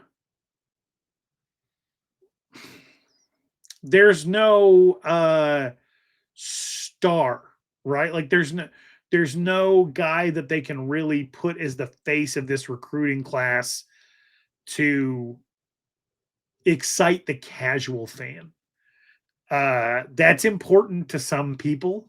It often doesn't end up meaning anything in the long run at all. This is a real meat and potatoes group. This is a magic beans group. Like it's got a chance to, it's got a chance to lead you to the golden goose. It's just going to take time and patience. And in the current environment of college football, you're not always afforded that. That's why I think I'm so intrigued by this class, because this is a class I would have loved in 2019, in 2020, 2021. But here we are getting it in 2025, and for a fact that 10 of these 18 guys might never see the field at Arizona State because of transfer portal culture.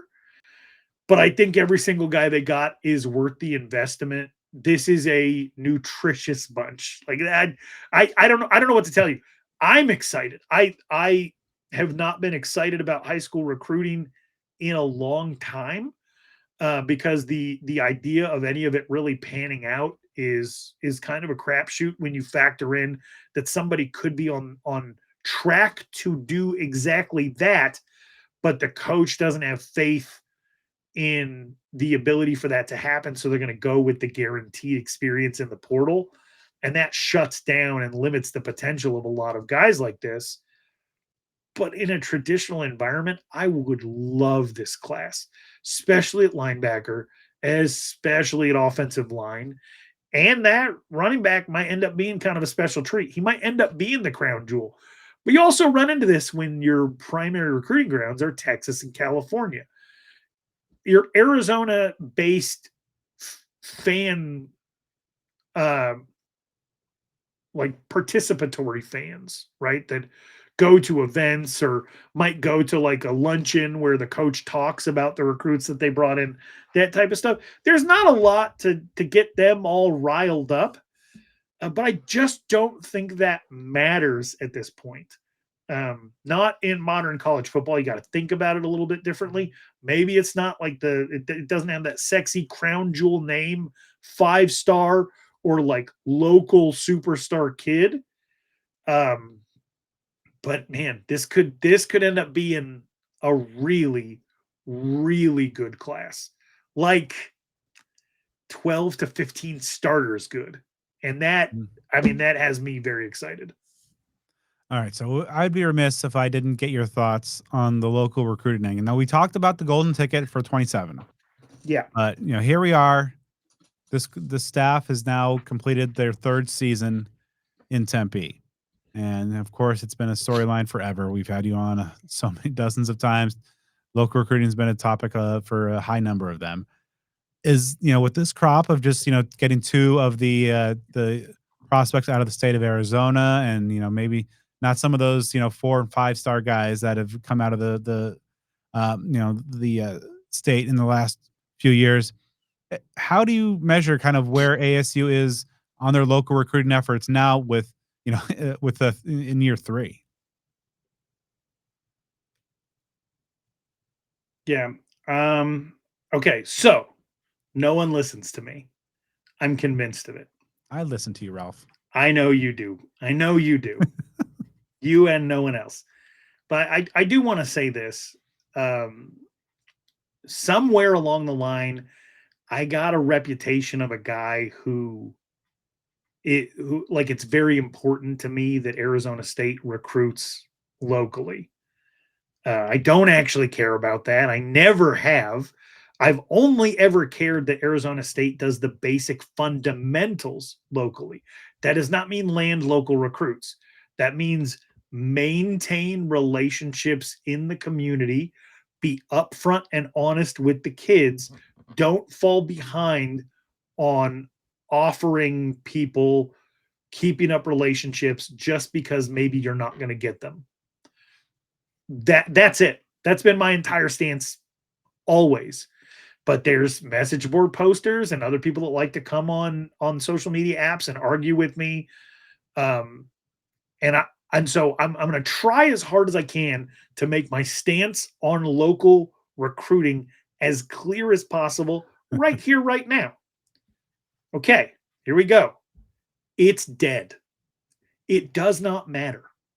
Not at all. It is dead.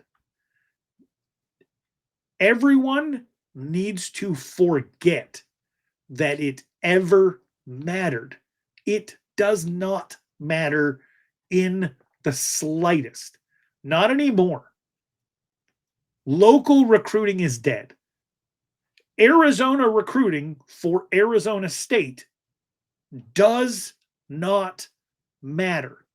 The process matters.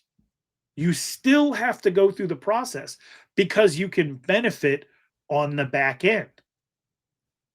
It's just like being kind or being a good person. First of all, you should just do it. But second of all, the down the line benefits for the seeds that you plant, just being a decent human being, they come back. And local recruits, because there are only 3 collegiate options for them at the NCAA level, none at D2, none at D3, none at JUCO. They've got a couple of NAIA options, but if you want to go D1 or you want to play NCAA football, you have to leave the state. And if you live in the Valley, you can kind of cheat the system by leaving and going to Tucson.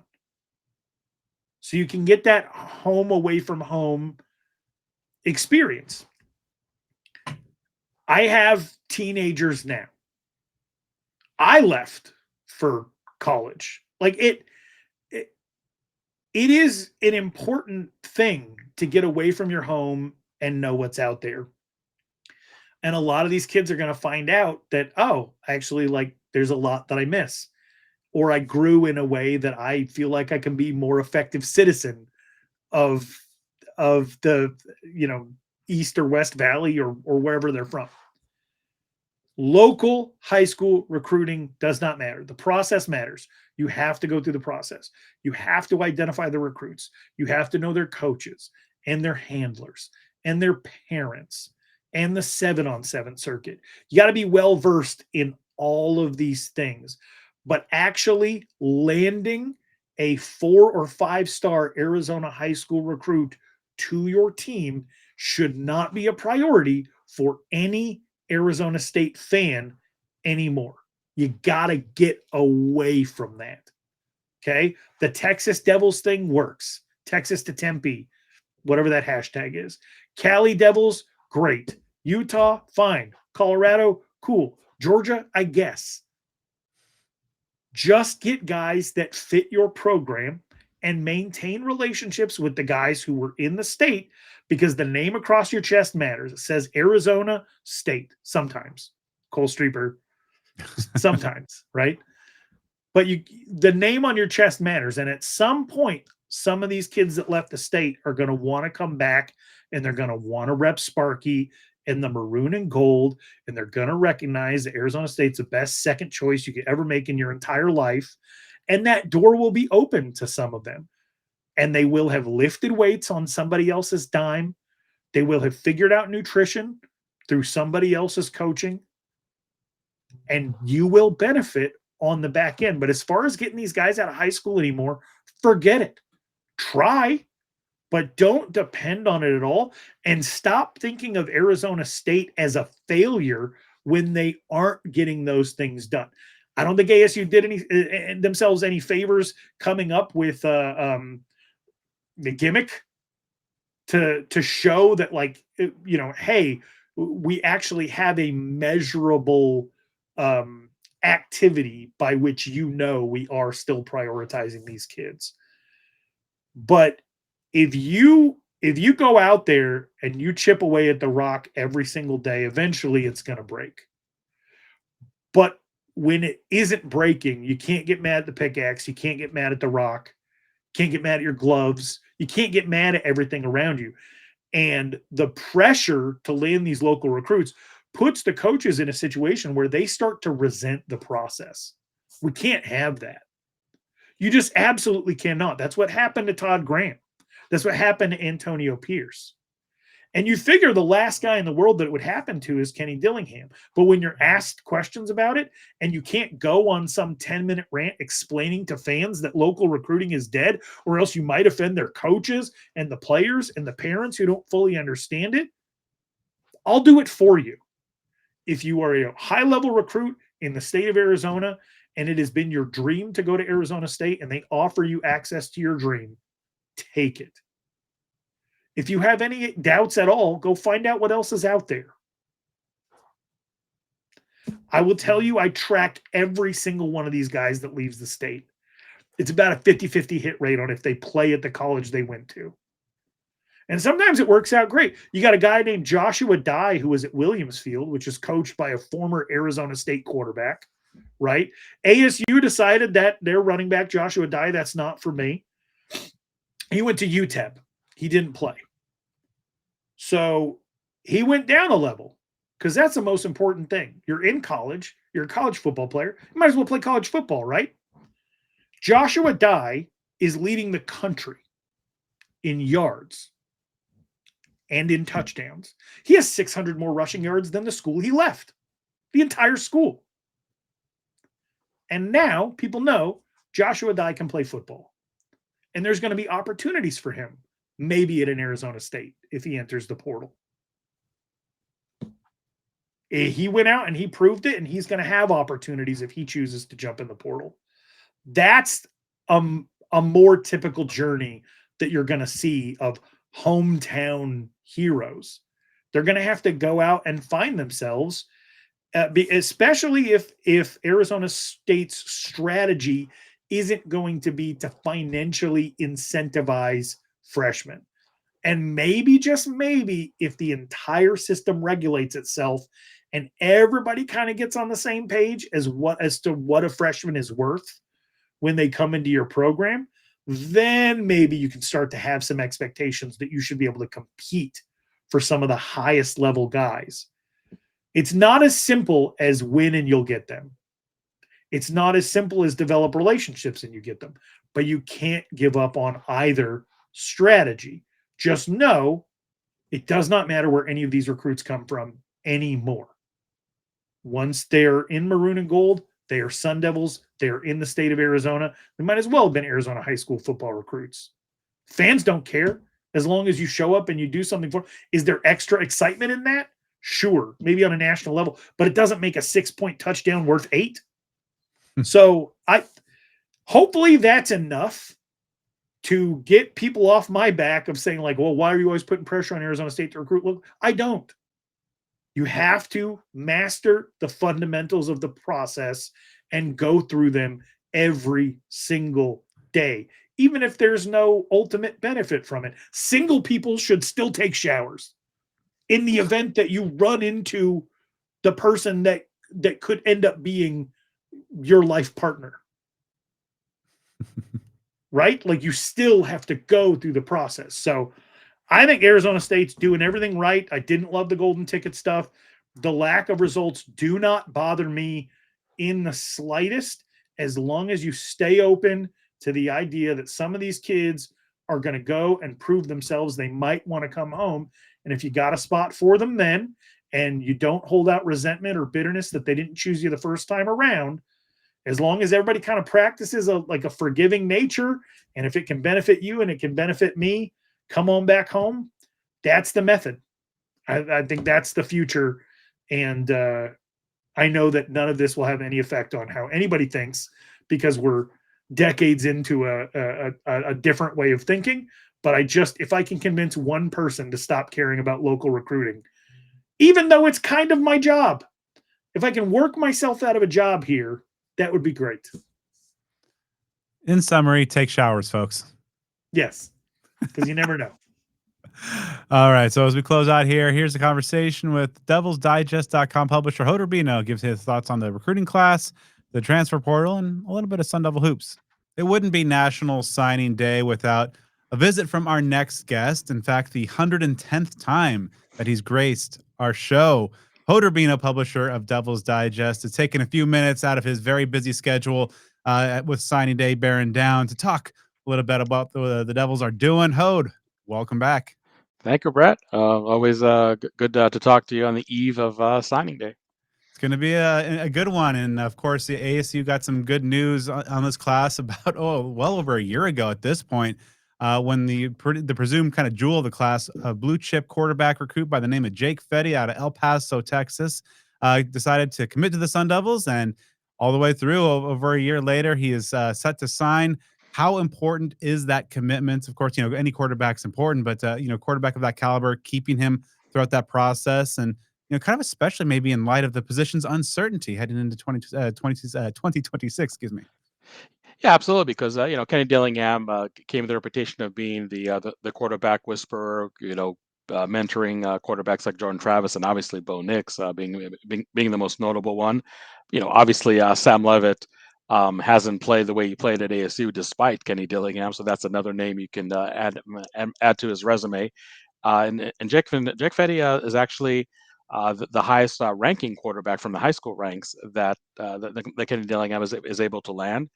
And whether Sam Levitt is going to stay or leave, I think that Fette is definitely a quarterback that does have a good chance of maybe being a backup quarterback in 2026 and maybe being the starter in 2027, because it's not necessarily a deep pool of returning quarterbacks, whether Sam Levitt does decide to return or not. Make no mistake about it, if Sam Levitt does leave, Arizona State is definitely going to go after a transfer quarterback, a veteran that can really minimize the drop off between him and Sam Levitt. But to have Jake Fette as the quarterback of the future is something that can definitely work well for Arizona State, and somebody that's top 10 in this position. Top 15 in the state of Texas. Actually, a nickname is El Passer because he is from El Paso, after all. So that's definitely the crown jewel of the recruiting class, and really just going hand in hand with Kenny Dillingham's reputation with mentoring quarterbacks.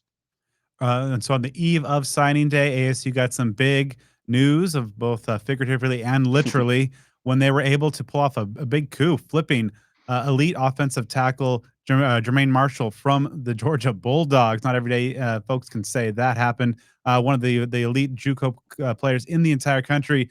How is ASU able to kind of pull that off? And obviously with some of the departures on that line, could he be a plug and play guy at left tackle? Yeah, well, let's put it this way. He better be plug and play, because just like when you go to Vegas and you like to see all sevens on your slot machine, when you talk about recruits, you like to see ones across the board. Number one nationally, obviously number one in this position, obviously number one in the state of Kansas, where we did attend junior college. He is basically, I'm not going to say anointed to be the starting left tackle, but those are definitely the plans that Arizona State does have for them. And I think that Arizona State is really such a diverse staff in terms of just having connections on so many so many different levels, so many different states, and their connections with the junior college ranks definitely played well with Mitchell. He's look. I mean, is Georgia a better team than Arizona State? Better program, probably with more funds. Yeah, sure, that goes without saying. But his path for playing time was going to be much smoother at Arizona State than it would be at Georgia. And if you're a junior college player that plans to be at a 4-year school, probably no more than a couple of years, then playing time is the essence, because you can go to a bigger program like Georgia that's going to compete for SEC championships or for national championships year in and year out.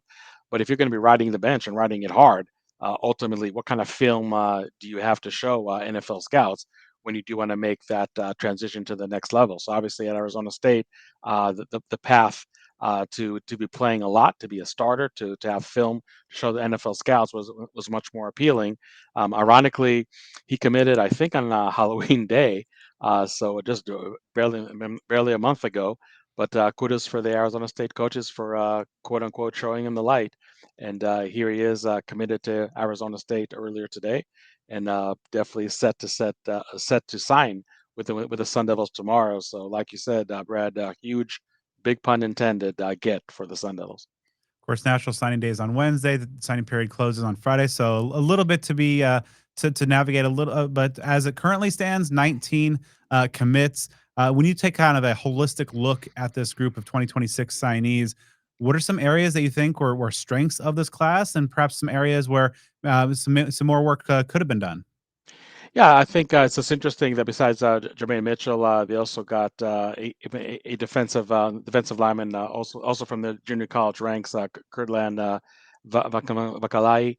And it's kind of interesting because Kenny Dillingham, and I don't think he purposely did that, but kind of stayed away from the junior college ranks.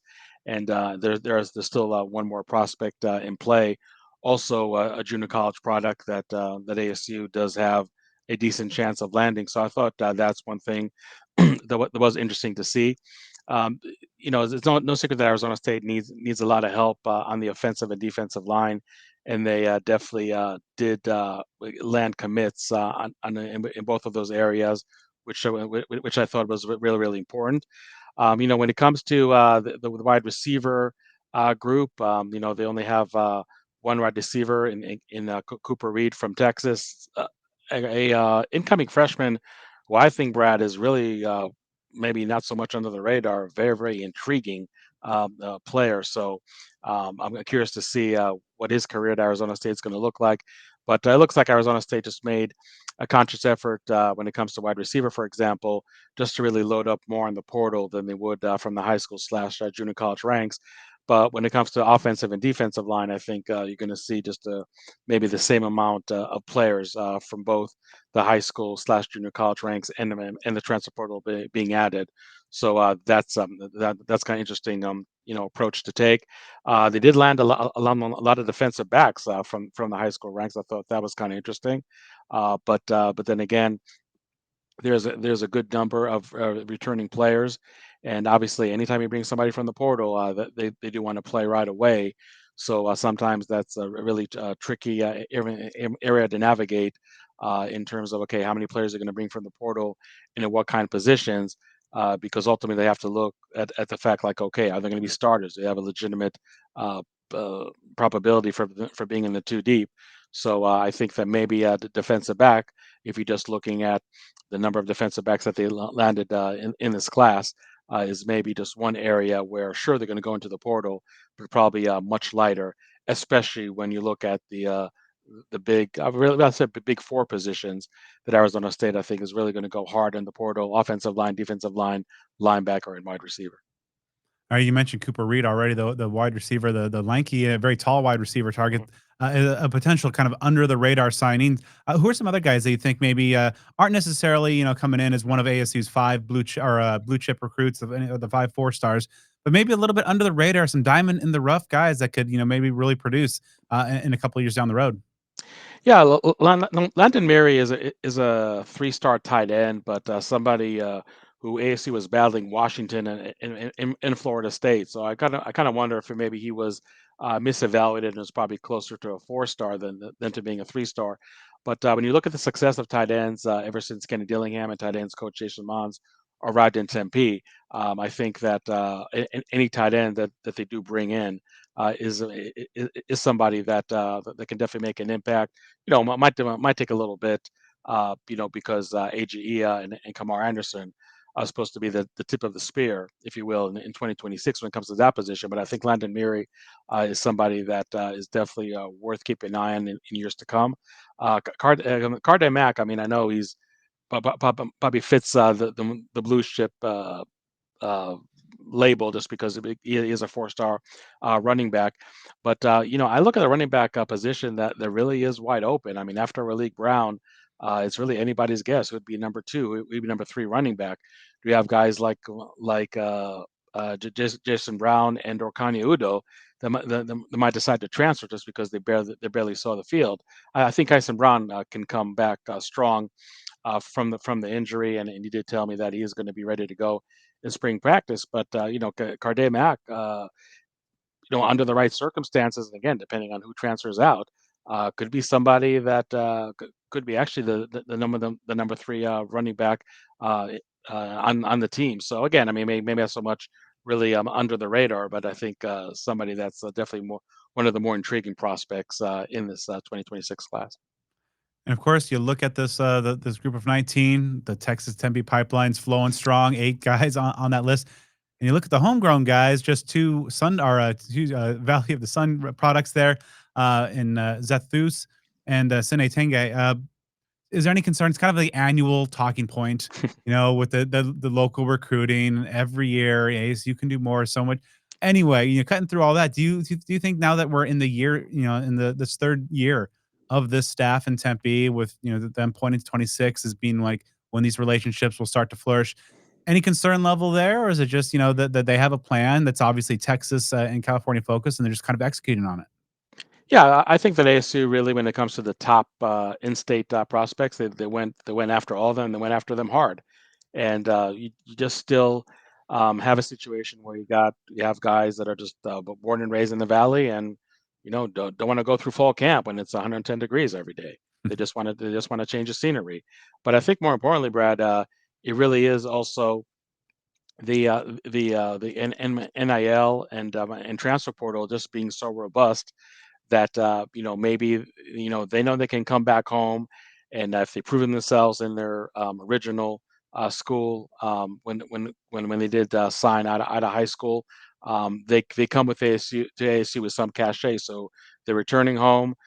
They can justifiably demand a higher NIL paycheck, so to speak, and they really can be away from home for just a year or two, and then just come right away to ASU. So I have a feeling that there are some prospects that just do have that in mind, that ASU is always going to be there, and they can come back home as quickly or as slowly as they want to. And again, if they do produce a good resume in a different school, they do come back home with some cachet, and maybe that's just more appealing for some prospects that just might want to just cut their teeth somewhere else, experience what it is to be living on their own 1, 2, 3 time zones away, and then just come back home to finish their college career. So that might be the thinking of some of the guys that Arizona State did go after, and decided that the grass was greener, at least for now,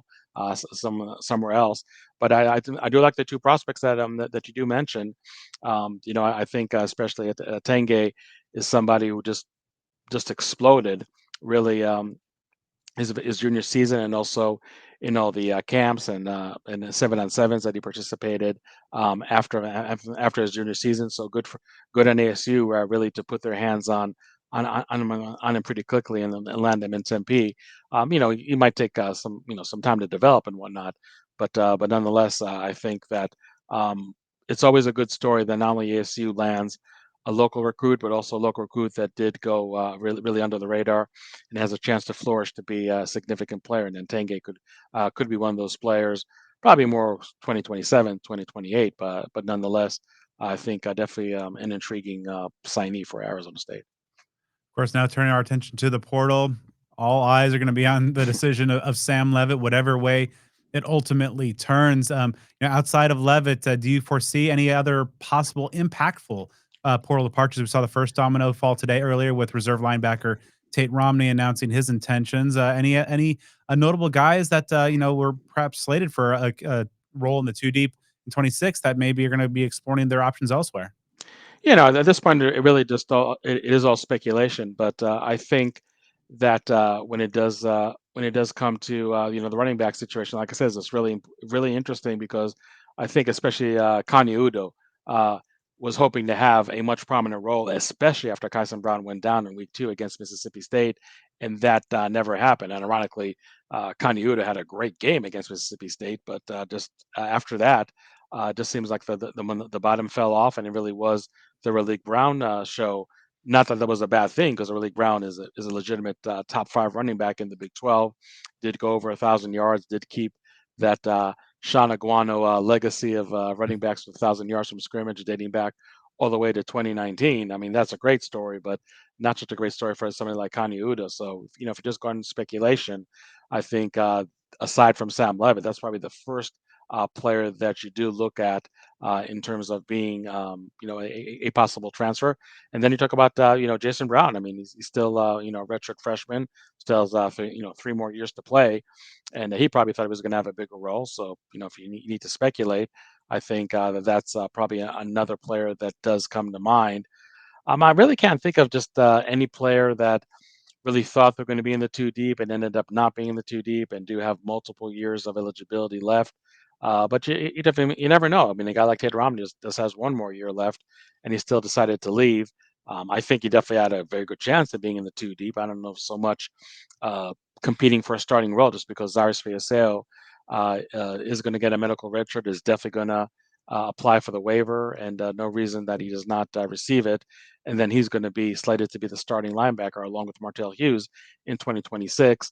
And for Tate Romney, it's a tough situation. I mean, he was a starter in 2023, and basically, just the talent in the linebacker room got better and better. Tate Romney, in fairness, to deal with some injuries too, so it really wasn't a great set of circumstances for him in 24 and 25. So, even though he has 1 year of eligibility left, the fact that he wants to play elsewhere, does make sense. But you never know what could happen out there. I mean, I know there's some speculation, not great speculation, that a guy like CJ Fight, who may not be quite ready for the NFL draft, and I think there's some conflicting point of views on that. But maybe a guy like CJ Fight from Texas does want to play in the SEC in a school of his choice. His last year, maybe thinking that can boost his stock. I mean, obviously ASU hope that's not going to be the case, because he's absolutely the anchor of the interior defensive line in Tempe. But that's something that could happen in terms of transfer that is not necessarily disappointed with his playing time or his niche on the depth chart, but maybe somebody that just thinks that they can play, at a bigger stage and maybe be bigger showcase, if you will, for NFL scouts. So you never know if that's going to happen. I don't have to tell you, but college football is just nuttier each and every year, and it really just comes down to the cliche "never say never," and because it really is. I mean, you look at Lane Kiffin. I mean, not to get in a whole tangent. I mean, here's this team in the playoff, one of the best years that the Rebels did have, and he leaves to LSU, to an SEC foe, and basically just abandoning his team right before the playoffs. I mean, that's something that a year or two ago you would probably think it's unheard of, or maybe meant with speculation, and it's happening right now, and maybe nobody's surprised, and maybe 2026 is going to be hold my beer moment. That's going to top the Lane Kiffin circus. So you really can expect anything and everything, but from ASU's perspective, they like to think that if they're going to lose somebody from the transfer portal, it's going to be more of the Tate Romney mold, rather than some other players that really could have been um, major components for the Sun Devils, and still decided to leave. And obviously, Sam Levitt is the player that really headlines that category of potential transfers. And you've touched on it a little bit earlier about the needs along both the offensive and defensive lines, and perhaps a veteran quarterback, regardless. For the portal window that's opening up here early in January. What do you think is at the top of ASU shopping list? No, it's definitely going to be offensive line, defensive line, wide receiver, and linebacker. I'm not saying not necessarily in that order, but I do think that finding some really good depth at offensive line, especially the tackle positions, that's going to be huge. We look at defensive end. ASU literally lost its entire two deep at defensive end. So not that they're not going to go after interior linemen, but I think defensive end is a huge priority, and really wide receivers. I mean, I could see them bringing in three wide receivers. Jordan Tyson has gone to the draft. Just a matter of when, not if, he makes that declaration. Malik McLean is gone, and then you look at the depth behind him, and you just have, I think, question mark after question mark after question mark.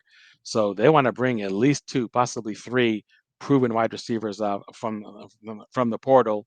At linebacker, with the Cyrus Fiaseo set to come back with a medical redshirt and Martell Hughes the starter. Now it's a matter of just having more depth behind him, because there's a lot of unproven players, especially with the transfer of Tate Romney. So I would really put probably on the same plane offensive line, defensive line, and wide receiver as really being the burning positions, if you will, that Arizona State needs to land both quality and quantity from the portal. All right, last one for you. So we got to give a little hat tip to what's happening with Bobby Hurley's Devils. A season of doom and gloom coming in, picked dead last in the conference, but they are off to a scintillating start. Great showing on the islands in the Maui Invitational. What's kind of impressed you most about the men's basketball team so far? And probably the biggest question, how sustainable can it be? Yeah, I mean, I think they played a decent non-conference schedule to date. That road trip to Hawaii, which folks recall did not only include the Maui Invitational, but also included a road game at Hawaii, was an absolute godsend for them. I mean, they did go 3-1. Mo Odom showcased himself to the world of college basketball. I think that Pig Johnson also, to the lesser extent, has done that too. So you're just seeing a team that is coming together maybe quicker than people thought it would. I mean, let's not forget these are 14 new scholarship players on this team, which ASU might not be the only one in that boat, but it's still, even in this crazy day and age of college basketball, still kind of unheard of. But I think that this trip really is one that ASU is coming back to Tempe with a lot of confidence. I don't think they have really too many challenging games for the rest of the non-conference, aside from UCLA on the road, obviously. But they got Oklahoma in the Jerry Colangelo Classic in the Phoenix Suns Arena this weekend. Santa Clara is a team with an RPI in the 30s, but that's going to be played in a neutral court in Las Vegas. So maybe second to UCLA as far as the most challenging contest. But I just really like how this team is coming together, getting good bench production, especially from a guy like Pig Johnson. Mo Odom and Masampa Diop, at least in my eyes, really did come as advertised as these stars in terms of the newcomers that did arrive in Tempe. I just think that Bobby Hurley talked so much in the offseason about a team that doesn't have divas, doesn't have prima donnas, doesn't have attitudes, just a really a bunch of hungry players. Obviously, a lot of them coming from overseas, really want to prove themselves that they can play at the highest level, at least before getting to the NBA. Hopefully, one day they can play the highest level of basketball in the States. So I just think that the makeup of this team is maybe where the dominoes really start to fall in the positive direction, because Bobby Hurley and his staff are just able to really have a coachable group of players that do play hard, do play smart basketball. I'm really impressed with the basketball IQ and just the selflessness that this team is displaying. So I think that this 6-2 record is really impressive. When you definitely consider, like you said, Brad, all the gloom and doom and the last place finish in the media preseason poll. If ASU can just manage to win all the games but UCLA on the road, which you don't want to chalk a game to a loss, 3 weeks before it happens, but it's probably gonna end up in the L column. I think that ASU comes out of the non-conference with a lot of confidence, and probably maybe better prepared to play in a very, very tough Big 12 conference. But so far, I think if you're an ASU fan, you're definitely pleasantly pleased with what you're seeing from this team. And again, that road trip to Hawaii has really, really done wonders to this ASU team.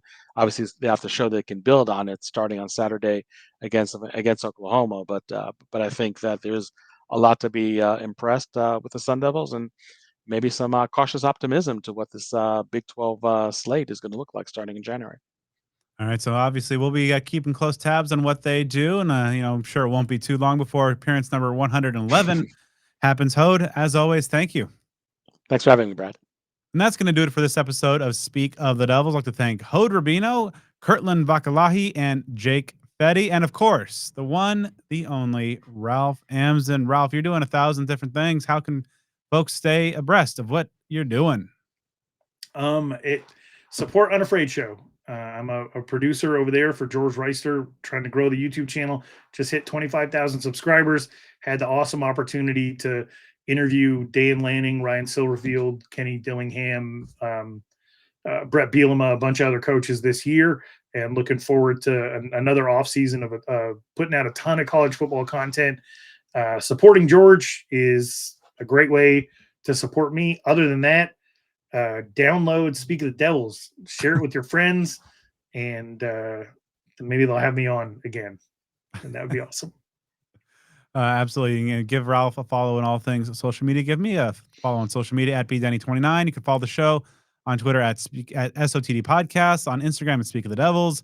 Subscribe on YouTube. Follow us on Facebook, and make sure to join us on Friday for our new series, The Untimed Down, where it's kind of the Friday supplement to our main show. And Joe and I Joe will hopefully be back and feeling a little bit better as we break down all the latest from the National Signing Day and the subsequent days. And we'll be back next week as we discuss ASU going bowling.